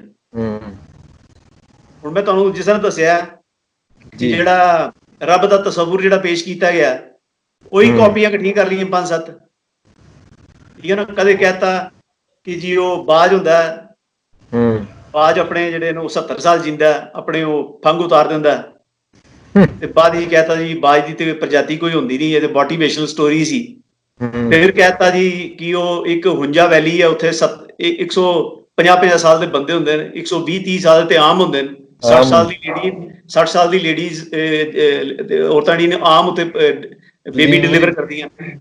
ਹਾਂ, ਉਹਦੇ 2 ਰਿਸਰਚ ਪੇਪਰ ਜਿਹੜੇ ਨੇ ਉਹ ਤੁਸੀਂ ਦੇਖ ਲਓ, ਇੱਕ national institute of biotechnology information ਹੈ, ਤੇ ਇੱਕ ਕਲਾਰਕ ਨਾਂ ਦਾ ਜੌਨ ਕਲਾਰਕ ਨਾਂ ਦਾ ਬੰਦਾ ਹੈ ਜਿਹੜਾ ਉਸ ਵੈਲੀ ਤੋਂ ਹੋ ਕੇ ਆਇਆ। ਇੱਕ ਕੋਟੋਇਓ ਯੂਨੀਵਰਸਿਟੀ ਆਫ ਜਾਪਾਨ ਜਿਹੜੀ ਹੈ ਉਹ ਉੱਥੇ ਗਈ ਸੀ ਸਰਵੇ ਕਰਨ। ਉਹਨਾਂ ਨੇ ਸੋਚਿਆ ਕਿ ਅਗਰ ਐਸੇ ਬੰਦੇ ਹਨ ਉੱਥੇ ਤੇ ਅਸੀਂ ਐਵੇਂ ਕਰੋੜਾਂ ਰੁਪਏ ਇੱਥੇ ਖਰਚਦੇ ਹਾਂ ਬੰਦੇ ਦੀ ਬਿਮਾਰੀਆਂ ਨੂੰ ਦੂਰ ਕਰਨ ਵਾਸਤੇ, ਦੀ ਉਮਰ ਵਧਾਉਣ ਵਾਸਤੇ, ਤੇ ਕਿਉਂ ਨਾ ਉਸ ਵੈਲੀ ਦੇ ਬੰਦਿਆਂ ਕੋਲ ਜਾ ਕੇ ਸਿਖਾਈਏ ਕਿ ਤੁਸੀਂ ਏਜ ਕਿਸ ਤਰ੍ਹਾਂ ਵਧਾਉਂਦੇ ਹੋ। ਉਹ ਸਪੈਸ਼ਲੀ ਇੱਕ ਗਰੁੱਪ ਜਿਹੜਾ ਆਫ ਸਾਇੰਟਿਸਟ ਦਾ ਉਹ ਉਹਨਾਂ ਨੇ ਭੇਜਿਆ ਸੀ ਉੱਥੇ। 1963 ਦੇ ਵਿੱਚ ਪਬਲੀਕੇਸ਼ਨ ਛਪੀ ਸੀ। ਹਾਂਜੀ, 1963 ਦੇ ਵਿੱਚ 1963 ਦੇ ਵਿੱਚ ਪਬਲੀਕੇਸ਼ਨ ਛਪੀ। ਉਹਨਾਂ ਨੇ ਉਹ ਪਬਲੀਕੇਸ਼ਨ ਹੀ ਸੀ ਦੇ ਉੱਪਰ ਸੀ, ਤੇ ਉਹਦੇ ਵਿੱਚ ਉਹਨਾਂ ਨੇ 14 ਨੰਬਰ ਪੇਜ ਦੇ ਉੱਪਰ ਇਹ ਲਿਖਿਆ ਕਿ ਅਸੀਂ ਇਹ ਸੋਚ ਕੇ ਆਏ ਸੀ ਕਿ ਇਹਨਾਂ ਕੋਲ ਅਸੀਂ ਲੰਬੀ ਉਮਰ ਦੀ ਜਾਂਚ ਸਿੱਖਾਂਗੇ ਕਿ ਇਹ ਕੀ ਖਾਂਦੇ ਨੇ, ਇਹਨਾਂ ਨੇ ਲੰਬੀ ਉਮਰ ਕਿਸ ਤਰ੍ਹਾਂ ਵਧਾ ਲਈ ਆਪਣੀ। ਕਹਿੰਦਾ ਪਰ ਇੱਥੇ ਆ ਕੇ ਸਾਨੂੰ ਇਹ ਸਮਝਾਉਣਾ ਪਿਆ ਕਿ ਇਹਨਾਂ ਨੂੰ ਦੱਸਣਾ ਪਿਆ ਕਿ ਆਪਣੀ ਜਾਨ ਕਿਸ ਤਰ੍ਹਾਂ ਬਚਾਣੀ ਹੈ ਤੁਸੀਂ। ਇੱਥੇ ਬਿਮਾਰੀਆਂ ਬਿਮਾਰੀਆਂ ਨੇ। ਠੀਕ ਹੈ। They found their tuberculosis, they found their malaria, they found their cancer and metastasis cancers. Metastasis cancers ਕਹਿੰਦੇ ਜਿਹੜਾ ਫੈਲ ਗਿਆ ਹੋਏ। They found their lot of skin diseases. They found their dysentery. They found their eye problem. ਪੇਟ ਦੀ problem. ਜਿਹੜਾ ਉਹ John Clark ਗਿਆ ਸੀ, ਉਹਨੇ ਇੱਕ ਲੇਡੀ ਨੂੰ ਚੈੱਕ ਕੀਤਾ, ਉਹਦੀ ਬ੍ਰੈਸਟ ਦੇ ਵਿੱਚ ਕੀੜੇ ਪੈ ਚੁੱਕੇ ਸੀ। ਓਹੋ, ਅੱਛਾ ਜੀ। ਹਾਂ, ਯੈਸ। ਔਰ ਉਹਨੇ ਪੂਰਾ ਚੈਪਟਰ ਉਹਦੇ ਪੇਜ ਲਿਖਿਆ ਪੂਰਾ ਕਿ ਕਿਸ ਤਰ੍ਹਾਂ ਮੇਰੇ ਕੋਲ ਆਈ ਆਪਣੇ ਹਸਬੈਂਡ ਦੇ ਨਾਲ। ਔਰ ਉਹਨਾਂ ਨੇ ਮੈਨੂੰ ਦਿਖਾਇਆ ਕਿ ਤੀਸਰੀ ਵਾਰੀ ਉਹ ਜਿਹੜੇ ਪੱਟੀ ਕਰਾਉਣ ਆਈ, ਚੌਥੀ ਵਾਰੀ ਤੇ ਬਿਨਾਂ ਉਹ ਹਸਬੈਂਡ ਦੇ ਆਈ। ਉਹ ਕਹਿੰਦਾ ਮੈਂ ਉਹਦੇ ਨੂੰ ਟ੍ਰੀਟ ਨਹੀਂ ਕੀਤਾ ਕਿ ਮੈਂ ਸੋਚਿਆ ਕਿ ਇੱਥੇ ਕੋਈ ਬਖੇੜਾ ਖੜਾ ਨਾ ਹੋ ਜਾਏ ਕਿ ਇੱਕ ਲੇਡੀ ਜਿਹੜੀ ਆ ਉਹ ਇੱਕ ਇਹਨੂੰ ਚੈੱਕ ਕਰ ਰਿਹਾ ਇਸ ਤਰ੍ਹਾਂ ਹੀ ਇਕੱਲਾ। ਮੈਂ ਕਹਿੰਦੀ ਤੂੰ ਹਸਬੈਂਡ ਦੇ ਨਾਲ ਆ। ਫਿਰ ਉਹ ਹਸਬੈਂਡ ਦਾ ਨਾਲ ਆਇਆ। ਫਿਰ ਹਸਬੈਂਡ ਨੇ ਆ ਕੇ ਮੈਨੂੰ ਕਿਹਾ ਕਿ ਸਾਨੂੰ ਇੱਕ ਦੂਜੇ ਤੇ ਇਤਨਾ ਐਤਮਾਦ ਹੈ ਕਿ ਤੁਸੀਂ ਇਹਨੂੰ ਠੀਕ ਕਰ, ਤੁਸੀਂ ਇਹਨੂੰ ਡਰੈਸਿੰਗ ਕਰ ਸਕਦੇ ਹੋ, ਕੋਈ ਗੱਲ ਨਹੀਂ ਹੈ। ਸੋ ਇਹ ਸਾਰੀ ਡਿਟੇਲ ਉੱਥੇ ਆਈ ਦੀ ਹੈ। ਔਰ ਜਿਹੜੀ ਬਾਇਓਟੈਕਨੋਲੋਜੀ ਦਾ ਇੰਸਟੀਚਿਊਟ ਹੈ USA ਦਾ, ਉਹਨੇ ਤੇ ਸਾਫ਼ ਇਹ ਹੁਣ 2010 ਹੀ ਸਰਵੇ ਕਰਕੇ ਪੂਰੀ ਰਿਪੋਰਟ ਦਿੱਤੀ ਹੈ ਕਿ ਇਸ ਤਰ੍ਹਾਂ ਦੀਆਂ ਗੱਪਾਂ ਜਿਹੜੀਆਂ ਨਾ ਪੂਰੀ ਦੁਨੀਆ ਦੇ ਕਈ ਹਿੱਸਿਆਂ ਬਾਰੇ ਮਾਰੀਆਂ ਜਾਂਦੀਆਂ ਨਾ, they are total falls. Maximum exceptionally recorded ਜਿਹੜੀ ਏਜ ਹੈ, ਓਲਡ ਏਜ ਹੈ, ਉਹ ਫਰਾਂਸ ਦੀ ਇੱਕ ਲੇਡੀ ਦੀ ਹੈ 122 ਸਾਲ ਤੇ 64। ਉਸ ਤੋਂ ਪਹਿਲੇ ਕਹਿੰਦਾ ਕਿ ਉਸ ਤੋਂ ਪਹਿਲੇ ਉਹਨਾਂ ਨੇ ਕੱਢਿਆ ਕਿ 110 ਔਰ 15 ਸਾਲ ਦੇ ਬੜੇ ਰੇਅਰ ਜਾਂ ਕੋਈ ਕੇਸ ਪੂਰੀ ਦੁਨੀਆ 'ਚ ਮਿਲਦਾ, ਤੇ ਉਹ ਬਾਕੀ ਕਹਿੰਦਾ ਸਾਰੇ ਕਲੇਮ ਝੂਠੇ। ਇਹ ਸਾਇੰਟੀਫਿਕ ਰਿਪੋਰਟਸ ਨੇ। ਤੇ ਇਹ ਫਰਕ ਹੈ ਪਰਸਨੈਲਿਟੀ ਡਿਵੈਲਪਮੈਂਟ ਹੋਣ ਦਾ ਕਿ ਪਰਸਨੈਲਿਟੀ ਡਿਵੈਲਪਮੈਂਟ ਕਿਹੜੀ ਹੋ ਰਹੀ ਹੈ। ਜੇ ਪਰਸਨੈਲਿਟੀ ਆਪਾਂ ਜਿਹੜੀਆਂ ਜਿਨ੍ਹਾਂ ਦਾ WhatsApp ਤੋਂ Facebook ਤੋਂ ਲੈ ਕੇ, ਕਿਉਂਕਿ ਭਾਈ ਸਾਹਿਬ ਅਕਸਰ ਤੁਸੀਂ ਸੁਣਦੇ ਰਹਿੰਦੇ ਹੋ ਭਾਈ ਸਾਹਿਬ ਨੂੰ, ਕਦੇ ਉਹਨਾਂ ਨੇ ਕਿਸੇ ਕਿਤਾਬ ਦਾ ਜਾਂ ਕੋਈ ਇੱਦਾਂ ਦੀ ਸੋਲਿਡ ਚੀਜ਼ ਦਾ ਹਵਾਲਾ ਨਹੀਂ ਦਿੰਦੇ। ਅਕਸਰ ਉਹ ਸੋਸ਼ਲ ਮੀਡੀਆ ਦਾ ਬਹੁਤ ਜ਼ਿਕਰ ਕਰਦੇ। ਈਵਨ ਕਿ ਇੱਕ ਸਪੀਚ ਦੇ ਵਿੱਚ ਤਾਂ ਭਾਈ ਸਾਹਿਬ ਇੱਕ ਫਿਲਮ ਦਾ ਮੇਰਾ ਖਿਆਲ 3-4 ਮਿੰਟ ਦਾ ਸੀਨ ਸੀ, ਉਹੀ ਪੂਰਾ ਭਾਈ ਸਾਹਿਬ ਨੇ ਡਾਇਲੋਗ ਰਿਪੀਟ ਕਰ ਦਿੱਤੇ। ਸੋ ਇਹ ਤੁਹਾਡੀ ਗੱਲ ਠੀਕ ਆ ਕਿ ਗੱਪਾਂ ਜਿਹੜੀਆਂ ਨੇ ਇੱਧਰੋਂ ਉੱਧਰੋਂ ਸੁਣ ਕੇ ਤੇ ਸੁਣਾਈ ਜਾਣੀਆਂ। ਲੋਕ ਵਿਚਾਰੇ ਭੋਲੇ ਭਾਲੇ ਉਹ ਇਹਨਾਂ ਦੇ ਗ੍ਰਿਪ ਦੇ ਵਿੱਚ ਆਏ ਹੋਏ ਆ, ਉਹ ਇਸ ਚੀਜ਼ ਨੂੰ ਸਮਝ ਨਹੀਂ ਰਹੇ। ਉਹਨਾਂ ਨੂੰ ਲੱਗਦਾ ਕਿ ਹਾਂ ਵੀ ਜੋ ਕੁਝ ਭਾਈ ਸਾਹਿਬ ਬੋਲ ਰਹੇ ਆ ਵਾਕਈ ਸੱਚ ਆ। ਔਰ ਕਿਉਂਕਿ ਇੱਕ ਸ਼ਖਸੀਅਤ ਬਣ ਜਾਂਦੀ ਲੋਕਾਂ ਦੇ ਵਿੱਚ ਕਿ ਇਹ ਬੰਦਾ ਕਦੇ ਝੂਠ ਨਹੀਂ ਬੋਲ ਸਕਦਾ। ਪਰ ਲੋਕਾਂ ਨੂੰ ਹੁਣ ਕੀ ਪਤਾ ਕਿ ਜਿਨ੍ਹਾਂ ਦੇ ਲੋਕ ਸਿੱਖਿਆ ਲੈਣ ਜਾ ਰਹੇ ਨੇ, ਪੈਰਾਂ ਦੇ ਉੱਪਰ ਖੜੇ ਹੋਣ ਜਾ ਰਹੇ ਨੇ, ਜਿੱਥੋਂ ਜਾਂ ਪਰਸਨੈਲਿਟੀ ਡਿਵੈਲਪ ਕਰਵਾ ਰਹੇ, ਉਹ ਇੱਕ ਝੂਠ ਦੇ ਉੱਪਰ ਖੜੀ ਹੋਈ ਪਰਸਨੈਲਿਟੀ ਆ। ਔਰ ਗੁਰੂ ਦੇ ਉੱਪਰ ਕਿੰਨਾ ਸ਼ੱਕ ਕਰਦੇ ਆ, ਇਤਿਹਾਸਕ ਜਿਹੜੀਆਂ ਚੀਜ਼ਾਂ ਨੇ ਸਾਡੀਆਂ ਉਹਦੇ ਤੇ ਕਿੰਨਾ ਸ਼ੱਕ ਕਰਦੇ ਆ। ਉਹ ਇਹਨਾਂ ਨੂੰ ਹੁਣ ਹੁੰਜਾ ਵੈਲੀ ਦਾ ਇਹਨਾਂ ਨੂੰ ਪਤਾ ਹੈ ਸਾਰਾ ਕੁਝ। ਦਰਬਾਰ ਸਾਹਿਬ ਦੇ ਅੰਦਰ ਕੀ ਕੁਝ ਰੂਹਾਨੀਅਤ ਹੈਗੀ ਉਹ ਬਿਲਕੁਲ ਨੈਗਲੈਕਟ ਕਰ ਦਿੰਦੇ ਉਸ ਚੀਜ਼ ਨੂੰ। ਦੇਖੋ ਸਰ, ਪਤਾ ਕੀ ਗੱਲ ਆ, ਇਹ ਕਿਉਂ ਹੋ ਰਿਹਾ? ਇਹ ਇਸ ਵਾਸਤੇ ਹੋ ਰਿਹਾ ਕਿ ਜਿਹੜੀ ਪਦਾਰਥਵਾਦੀ ਸੋਚ ਹੈ ਨਾ, ਪਦਾਰਥਵਾਦੀ ਸੋਚ, ਉਹ ਸੋਚ ਜਿਹੜੀ ਹਾਵੀ ਹੋ ਚੁੱਕੀ ਹੈ ਥਾਟ ਪ੍ਰੋਸੈਸ ਦੇ ਉੱਪਰ। ਬਿਜ਼ਨਸ ਕਹਿ ਲਓ ਕਿ ਬਿਜ਼ਨਸ ਦਾ ਕੰਪੀਟੀਸ਼ਨ ਚੱਲ ਰਿਹਾ ਵੀ ਬਿਜ਼ਨਸ ਕਿਵੇਂ ਵਧਾ ਕੇ ਰੱਖਣਾ। ਜਿਹਨੂੰ ਚਲੋ ਮੈਂ ਉਸ ਚੀਜ਼ ਨੂੰ ਲੈ ਰਿਹਾ ਕਿ ਜਿਹੜਾ ਕੁਦਰਤ ਦੇ ਬਾਰੇ ਅਗਰ ਅਸੀਂ ਸੈਪਰੇਟ ਕਰਨਾ ਹੋਵੇ ਬਾਰੇ ਤੇ ਸੈਪਰੇਟ ਕਰ ਲਈਏ। ਸੈਪਰੇਟ ਹੀ ਕੁਦਰਤ ਬਾਰੇ ਕਰਾਂਗੇ, ਉਹ ਅਲੱਗ, ਟੋਟਲੀ ਅਲੱਗ ਵਿਸ਼ਾ ਹੈ ਉਹ। ਠੀਕ ਹੈ। ਹਾਂ, ਤੇ ਇਹ ਜਿਹੜਾ ਮਸਲਾ ਜਿਹੜਾ ਨਾ, ਇਸ ਮਸਲੇ 'ਚ ਇਹ ਹੈ ਕਿ ਕਿਸੇ ਨੂੰ ਬਥੇਰੇ ਗੱਪਾਂ ਮਾਰਨ ਵਾਲੇ ਲੋਕ ਨੇ ਦੁਨੀਆ ਦੇ ਵਿੱਚ। ਕਈ ਲੋਕ ਗੱਪਾਂ ਮਾਰਦੇ ਹੋਣੇ ਨੇ, ਕਈ ਬਾਬੇ ਗੱਪਾਂ ਮਾਰਦੇ, ਕਈ ਤੁਸੀਂ ਟੈਲੀਵਿਜ਼ਨ ਤੇ ਦੇਖ ਲਓ, ਆਨ ਕਰੋ, ਉਹ ਬਾਬੇ ਨੇ ਬਿਜ਼ਨਸ ਖੋਲ ਲਿਆ ਗੱਪਾਂ ਮਾਰਨ ਦਾ। We are least concern. ਸਾਡਾ ਕੀ ਲੈਣ ਦੇਣਾ ਉਹਦੇ ਨਾਲ? ਸਾਡਾ ਕੰਸਰਨ ਉਸ ਵੇਲੇ ਸਟਾਰਟ ਹੁੰਦਾ ਹੈ ਕਿ ਜਿਹੜੇ ਗੁਰੂ ਸਾਹਿਬਾਨ ਦੀ ਬਾਣੀ ਨੂੰ ਲੈ ਕੇ, ਗੁਰੂ ਸਾਹਿਬਾਨ ਦੀ ਸਥਿਤੀ ਨੂੰ ਲੈ ਕੇ, ਗੁਰੂ ਸਥਾਨਾਂ ਨੂੰ ਲੈ ਕੇ ਜਿਹੜੇ ਇਸ ਤਰ੍ਹਾਂ ਦੀਆਂ ਊਟ ਪਟਾਂਗ ਟਿੱਪਣੀਆਂ ਕੀਤੀਆਂ ਜਾਣ, ਤੇ ਉਸ ਵੇਲੇ ਇੱਕ ਬੇਨਤੀ ਅਸੀਂ ਕਰਦੇ ਹਾਂ ਵੀ ਇਹ ਟਿੱਪਣੀਆਂ ਤੁਸੀਂ ਕੀਤੀਆਂ ਤੇ ਆਓ ਇਹਨਾਂ ਟਿੱਪਣੀਆਂ ਤੇ ਵਿਚਾਰ ਚਰਚਾ ਕਰ ਲਈਏ, ਇਹਨਾਂ ਦੇ ਉੱਪਰ ਇੱਕ ਹੈਲਦੀ ਡਿਸਕਸ਼ਨ ਕਰ ਲਈਏ। ਇਹ ਗੱਲਾਂ ਕਹਿਣਾ ਤੁਹਾਡਾ ਅਖਤਿਆਰ ਹੈ ਤੇ ਇਹਨਾਂ ਗੱਲਾਂ ਦੇ ਬਾਰੇ ਉੱਠਣ ਵਾਲੇ ਸਵਾਲਾਂ ਦਾ ਜਵਾਬ ਦੇਣਾ ਵੀ ਤੁਹਾਡੀ ਜ਼ਿੰਮੇਵਾਰੀ ਹੈ। ਜਦੋਂ ਬੋਲਿਆ ਤੁਸੀਂ ਹੈ ਗੁਰੂ ਗ੍ਰੰਥ ਸਾਹਿਬ ਦੀ ਹਜ਼ੂਰੀ ਤਾਂ ਫਿਰ ਜਵਾਬ ਵੀ ਤੁਸੀਂ ਦੇਣਾ ਹੈ। ਫਿਰ ਦੇਣਾ ਜਵਾਬ ਦੇਣਾ ਤੇ ਜਿਸਲੇ ਫਿਰ ਜਵਾਬ ਦੇਣੇ ਸੀ ਤੇ ਬੰਦੇ ਨੇ ਆਪਣੇ ਹੀ ਸੋਚ ਦੇ ਪੈਰਾਂ ਤੇ ਖਲੋਣਾ ਪੈਂਦਾ ਨਾ। ਉਹਨੂੰ ਵੀ ਤੇ ਪੈਰਾਂ ਤੇ ਖਲੋਣਾ ਪੈਂਦੇ ਨੇ। ਤੇ ਕਹਿੰਦੇ ਨੇ ਕਿ ਜਿਸਲੇ ਤੁਸੀਂ ਆਪਣੇ ਥਾਟ ਪ੍ਰੋਸੈਸ ਦੇ ਉੱਪਰ ਖੜੇ ਹੁੰਦੇ ਹੋ ਤੇ ਤੁਸੀਂ ਯੂ ਰਿਕੁਆਇਰ ਕਿ ਤੁਹਾਨੂੰ ਵਿਚਾਰਿਕ ਲੱਤਾਂ ਚਾਹੀਦੀਆਂ ਹੁੰਦੀਆਂ ਜਿਹਦੇ ਉੱਪਰ ਤੁਸੀਂ ਖਲੋਣਾ ਹੁੰਦਾ ਔਰ ਫਿਰ ਉੱਠਦੇ ਸਵਾਲਾਂ ਦਾ ਜਵਾਬ ਦੇਣਾ ਹੁੰਦਾ ਔਰ ਫਿਰ ਸਵਾਲ ਪੁੱਛਣੇ ਵੀ ਹੁੰਦੇ ਨੇ। ਕੋਈ ਵੀ ਪ੍ਰਚਾਰਕ ਉਹ ਵੀ ਸਵਾਲ ਪੁੱਛ ਸਕਦਾ, ਲੇਕਿਨ ਜੋ ਗੁਰੂ ਸਾਹਿਬ ਦੀ ਹਜ਼ੂਰੀ 'ਚ ਮੈਂ ਇੱਕ ਗੱਲ ਸਰ ਬਾਰ-ਬਾਰ ਕਹਦੇ ਹਾਂ, ਸਪਸ਼ਟ ਲਾਸਟ 'ਚ ਕਹਿ ਦੇਣਾ ਚਾਹੁੰਦਾ। ਮੈਂ ਇੱਕ ਗੱਲ ਕਹਿਣਾ ਚਾਹੁੰਦਾ ਜੀ, ਜਿਹੜੇ ਵੀ ਪ੍ਰਚਾਰਕ ਗੁਰਦੁਆਰਿਆਂ ਵਿੱਚ ਆਉਂਦੇ ਨੇ ਜਾਂ ਜਿਨ੍ਹਾਂ ਨੂੰ ਅਸੀਂ ਸੁਣਨੇ ਆ, ਜਿਹੜੇ ਸੂਝਵਾਨ ਸਿੱਖ ਨੇ, ਮੈਂ ਉਹਨਾਂ ਨੂੰ ਕਵਾਂਗਾ, ਸਾਰਿਆਂ ਨੂੰ ਕਵਾਂਗਾ ਅਲਬੱਤਾ ਕਿ 3 ਟੈਸਟਾਂ ਦੇ ਉੱਪਰ ਉਹਨਾਂ ਨੂੰ ਪਰਖੋ। ਪਹਿਲੇ ਕਿਆ ਉਹਨਾਂ ਦਾ ਨਿਸ਼ਚਾ ਗੁਰੂ ਗ੍ਰੰਥ ਸਾਹਿਬ ਦੇ ਉੱਪਰ ਹੈ ਕਿ ਨਹੀਂ ਹੈ? ਕਿਆ ਉਹਨਾਂ ਦਾ ਨਿਸ਼ਚਾ 10 ਗੁਰੂ ਸਾਹਿਬਾਨ ਦੀ ਗੁਰਤਾ ਪਦਵੀ ਤੇ ਹੈ ਕਿ ਨਹੀਂ ਹੈ? ਕਿਆ ਉਹਨਾਂ ਦਾ ਨਿਸ਼ਚਾ ਸਾਡੇ ਜਿਹੜੇ ਸੈਂਟਰਲ ਗੁਰੂ ਸਾਹਿਬ ਦਾ ਜਿਹੜਾ ਡਿਸੀਜਨ ਹੈ, ਇੱਕ ਸੈਂਟਰਲ ਕਾਰਜ ਨੂੰ ਸਾਰਨ ਦਾ, ਦਰਬਾਰ ਸਾਹਿਬ ਦਾ, ਅਕਾਲ ਤਖਤ ਦਾ, ਮੈਂ ਤੁਹਾਨੂੰ ਆਪਣੇ ਕੋਲ ਸਮਾਂ ਲਿਮਟਿਡ ਆ, ਹੁਣ ਉਸ ਹਿਸਾਬ ਨਾਲ ਤੁਸੀਂ ਗੱਲ ਕਰ ਲਿਓ। ਹਾਂ, ਅਗਰ ਇਹਨਾਂ 3 ਪੈਰਾਮੀਟਰ ਦੇ ਉੱਪਰ ਵਿਸ਼ੇਸ਼ ਤੌਰ ਤੇ ਜਿਹੜਾ ਪ੍ਰਚਾਰਕ ਗੁਰੂ ਗ੍ਰੰਥ ਸਾਹਿਬ ਨੂੰ ਗੁਰੂ ਨਹੀਂ ਮੰਨਦਾ, ਗਿਆਨ ਨੂੰ ਗੁਰੂ ਕਿਆ ਲੱਗਦਾ, ਜਾਂ ਜਿਹੜਾ ਪ੍ਰਚਾਰਕ 10 ਗੁਰੂ ਸਾਹਿਬਾਨ ਨੂੰ ਗੁਰੂ ਨਹੀਂ ਕਹਿੰਦਾ ਔਰ ਉਹਨਾਂ ਨੂੰ ਹੋਰ ਉਲਟੇ ਸਿੱਧੇ ਲਕਬ ਜਿਹੜਾ ਲਗਾ ਕੇ ਉਹ ਯੂਜ਼ ਕਰਦਾ, ਪ੍ਰਬੰਧਕ ਜਿਹੜੇ ਨੇ ਉਸ ਪ੍ਰਚਾਰਕ ਨੂੰ ਬਾਹਰੋਂ ਹੀ ਫਤਿਹ ਬੁਲਾ ਦੇਣ, ਉਸ ਪ੍ਰਚਾਰਕ ਨੂੰ ਸੰਗਤ ਦੇ ਰੂਬਰੂ ਕਰਨ ਤੋਂ ਗੁਰੇਜ਼ ਕਰਨ ਤੇ ਸੰਗਤ ਐਸੇ ਪ੍ਰਚਾਰਕਾਂ ਨੂੰ ਸੁਣਨਾ ਬੰਦ ਕਰੇ। ਇਹਨਾਂ ਪ੍ਰਚਾਰਕਾਂ ਨੂੰ ਕੋਈ ਸੈਂਸ ਨਹੀਂ ਹੈ, ਇਹ ਸਾਡੇ ਸਿਰਾਂ ਤੇ ਬੈਠ ਜਾਂਦੇ ਨੇ। ਆਪਣੇ ਸਿਰਾਂ ਤੇ ਇਹਨੂੰ ਨਾ ਬਿਠਾਓ, ਆਪਣੇ ਸਿਰਾਂ ਤੇ ਆਪਣੇ ਗੁਰੂਆਂ ਨੂੰ ਵੀ ਬੈਠੇ ਰਹਿਣ ਦਿਓ। ਹਰਦੇਵ ਜੀ, ਤੁਹਾਡਾ ਬਹੁਤ-ਬਹੁਤ ਧੰਨਵਾਦ, ਕਿਉਂਕਿ ਜਿਹੜੇ ਮਸਲੇ ਡਿਸਕਸ ਕਰਨ ਵਾਲੇ ਸੀ ਆਮ ਲੋਕਾਂ ਦੀ ਪਹੁੰਚ ਤੋਂ ਕਾਫੀ ਬਾਹਰ ਦੀਆਂ ਗੱਲਾਂ ਸੀ, ਉਹ ਸਮਝ ਨਹੀਂ ਸੀ ਰਹੇ ਲੋਕ, ਕਿਉਂਕਿ ਇੱਕ ਭਰੋਸਾ ਸ਼ਖਸੀਅਤ ਹੀ ਇਹੋ ਜਿਹੀ, ਧਾਰਮਿਕ ਸ਼ਖਸੀਅਤ ਇਹੋ ਜਿਹੀ ਹੁੰਦੀ ਹੈ ਕਿ ਬੰਦਾ ਸ਼ਰਧਾ ਵੀ ਰੱਖਦਾ ਹੈ, ਰਿਸਪੈਕਟ ਵੀ ਦਿੰਦਾ ਹੈ ਔਰ ਉਹਦੀਆਂ ਗੱਲਾਂ ਨੂੰ ਫੋਲੋ ਵੀ ਕਰਦਾ ਹੈ। ਪਰ ਹੁਣ ਜਿਵੇਂ ਤੁਸੀਂ ਕਈ ਚੀਜ਼ਾਂ ਅੱਜ ਕਲੀਅਰ ਕੀਤੀਆਂ ਕਿ ਜਿਹੜੇ ਪ੍ਰਚਾਰਕ ਨੇ, ਚਾਹੇ ਭਾਈ ਰਣਜੀਤ ਸਿੰਘ ਜੀ ਹੋਣ, ਚਾਹੇ ਕੋਈ ਵੀ ਹੋਵੇ, ਇਹ ਸੰਗਤਾਂ ਨੂੰ ਕਿਸੇ ਨਾ ਕਿਸੇ ਤਰੀਕੇ ਨਾਲ ਮਿੱਠਾ ਜ਼ਹਿਰ ਦੇ ਰਹੇ ਨੇ ਜਾਂ ਇੰਡਾਇਰੈਕਟਲੀ ਉਹ ਗੁੰਮਰਾਹ ਕਰ ਰਹੇ ਆ, ਗੱਪਾਂ ਸੁਣਾ ਕੇ, ਝੂਠ ਸੁਣਾ ਕੇ। ਔਰ ਸਭ ਤੋਂ ਜਿਹੜਾ ਇਹਨਾਂ ਦਾ ਵੱਡਾ ਪਾਪ ਆ ਉਹ ਹੈਗਾ ਕਿ ਗੁਰੂ ਗ੍ਰੰਥ ਸਾਹਿਬ ਨੂੰ ਸਾਡੇ ਜ਼ਿਹਨ ਦੇ ਵਿੱਚੋਂ ਮਨਫੀ ਕਰਨ ਦਾ ਇਹ ਕਿਸੇ ਨਾ ਕਿਸੇ ਤਰੀਕੇ ਨਾਲ ਕਰ ਰਹੇ, ਪੂਰਾ ਜ਼ੋਰ ਲੱਗਿਆ ਹੋਇਆ ਇਹਨਾਂ ਦਾ। ਸੋ ਗੱਲਾਂ ਦੇ ਤੁਸੀਂ ਜਵਾਬ ਵਧੀਆ ਦਿੱਤੇ, ਅਸੀਂ ਤੁਹਾਡਾ ਧੰਨਵਾਦ ਕਰਦੇ ਹਾਂ ਔਰ ਸੰਗਤਾਂ ਨੂੰ ਵੀ ਅਪੀਲ ਕਰਦੇ ਹਾਂ ਕਿ ਅਜਿਹੇ ਲੋਕਾਂ ਤੋਂ ਬਚ ਕੇ ਰਹੋ, ਜਿਹੜੇ ਲੋਕ ਸਿੱਧਾ ਹੀ ਗੁਰੂ ਦੇ ਉੱਪਰ ਅਟੈਕ ਕਰਦੇ ਹੋਣ। ਉਹ ਤੁਹਾਡੇ ਅੰਦਰੋਂ, ਹਾਂਜੀ, ਇੱਕ ਚੀਜ਼ ਨੋਟ ਕਰਵਾ ਦਿਆਂ ਸਰੋਤਿਆਂ ਵਾਸਤੇ ਕਿ ਐਸੇ ਪ੍ਰਚਾਰਕ, ਮੈਂ ਨਾਂ ਨਹੀਂ ਲੈ ਰਿਹਾ ਜੇ ਵੀ, ਐਸੇ ਪ੍ਰਚਾਰਕ ਕੀ ਕਰਦੇ ਨੇ, ਇਹਨਾਂ ਨੇ 3-3 4-4 ਕਿਸਮ ਦੇ ਕਲਿੱਪ ਬਣਾ ਕੇ ਰੱਖੇ ਦੇ ਨੇ। ਇੱਕ ਕਲਿੱਪ ਦੇ ਵਿੱਚ ਗੁਰੂ ਗ੍ਰੰਥ ਸਾਹਿਬ ਨੂੰ ਗੁਰੂ ਨਹੀਂ ਹੈ ਇਹ ਕਹਿਣਾ, ਇੱਕ ਕਲਿੱਪ ਵਿੱਚ ਗੁਰੂ ਗ੍ਰੰਥ ਸਾਹਿਬ ਨੂੰ ਗੁਰੂ ਕਹਿਣਾ, ਇੱਕ ਕਲਿੱਪ ਦੇ ਵਿੱਚ ਗੁਰੂ ਸਾਹਿਬਾਨ ਨੂੰ ਆਮ ਕਹਿਣਾ ਤੇ ਇੱਕ ਕਲਿੱਪ ਦੇ ਵਿੱਚ ਗੁਰੂ ਸਾਹਿਬ ਨੂੰ ਗੁਰੂ ਕਹਿਣਾ। ਸੋ ਮੌਕੇ ਸਿਰ ਜਿਹੜਾ ਹੈ ਗੁੰਮਰਾਹ ਕਰਨ ਵਾਸਤੇ ਕਲਿੱਪ ਅੱਗੇ ਕਰਤਾ। ਇੱਕ ਨੇ ਪੁੱਛਿਆ ਇਹ ਕੀ ਕੀਤਾ, ਤੁਹਾਨੂੰ ਕਹਤਾ ਮੇਰਾ ਇਹ ਸੁਣੋ ਜੀ, ਉਹਨੇ ਕਿਹਾ ਇਹ ਕੀ ਕੀਤਾ ਜੀ, ਮੇਰਾ ਇਹ ਸੁਣੋ ਜੀ। That is a strategy. ਇਹ ਸਟ੍ਰੈਟੇਜਿਕਲੀ ਚੱਲ ਰਿਹਾ, 3-3 4-4 ਸਟੇਟਮੈਂਟਾਂ ਲੱਗੇ। ਇਹ ਤੁਹਾਡਾ ਪੁਆਇੰਟ ਬੜਾ ਵਾਜਬ ਆ ਔਰ ਨੋਟ ਕਰਨ ਵਾਲਾ ਹੈ, ਕਿਉਂਕਿ ਕਰਦੇ ਅਕਸਰ ਇਦਾਂ ਵੀ ਅਸੀਂ ਤਾਂ ਇਹ ਚੀਜ਼ ਕਹੀ ਨਹੀਂ, ਸਾਡੀ ਫਲਾਣੀ ਚੀਜ਼ ਜਾ ਕੇ ਸੁਣ ਲਓ ਜਾਂ ਪੂਰੀ ਕਲਿੱਪ ਸੁਣੋ, ਹੈ ਨਾ।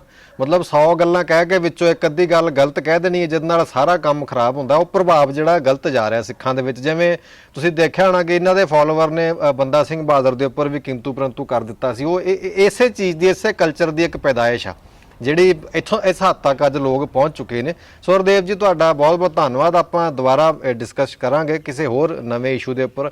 ਕੁਦਰਤ ਵਾਲਾ ਇਸ਼ੂ ਬੜਾ ਭਾਈ ਸਾਹਿਬ ਦਾ ਫੇਵਰੇਟ ਇਸ਼ੂ ਆ ਤੇ ਆਪਾਂ ਚਾਹਾਂਗੇ ਕਿ ਕੁਦਰਤ ਬਾਰੇ ਆਪਾਂ ਥੋੜੀ ਵਿਚਾਰ ਚਰਚਾ ਕਰੀਏ ਅਕੋਰਡਿੰਗ ਟੂ ਗੁਰਬਾਣੀ ਕਿ ਕੁਦਰਤ ਹੈ ਕੀ ਆ ਔਰ ਕੁਦਰਤ ਕਿਹਾ ਕਿਹਨੂੰ ਜਾਂਦਾ ਹੈ। ਸੋ ਸਮਾਂ ਦਿੱਤਾ, ਤੁਹਾਡਾ ਧੰਨਵਾਦ। ਥੈਂਕ ਯੂ ਜੀ।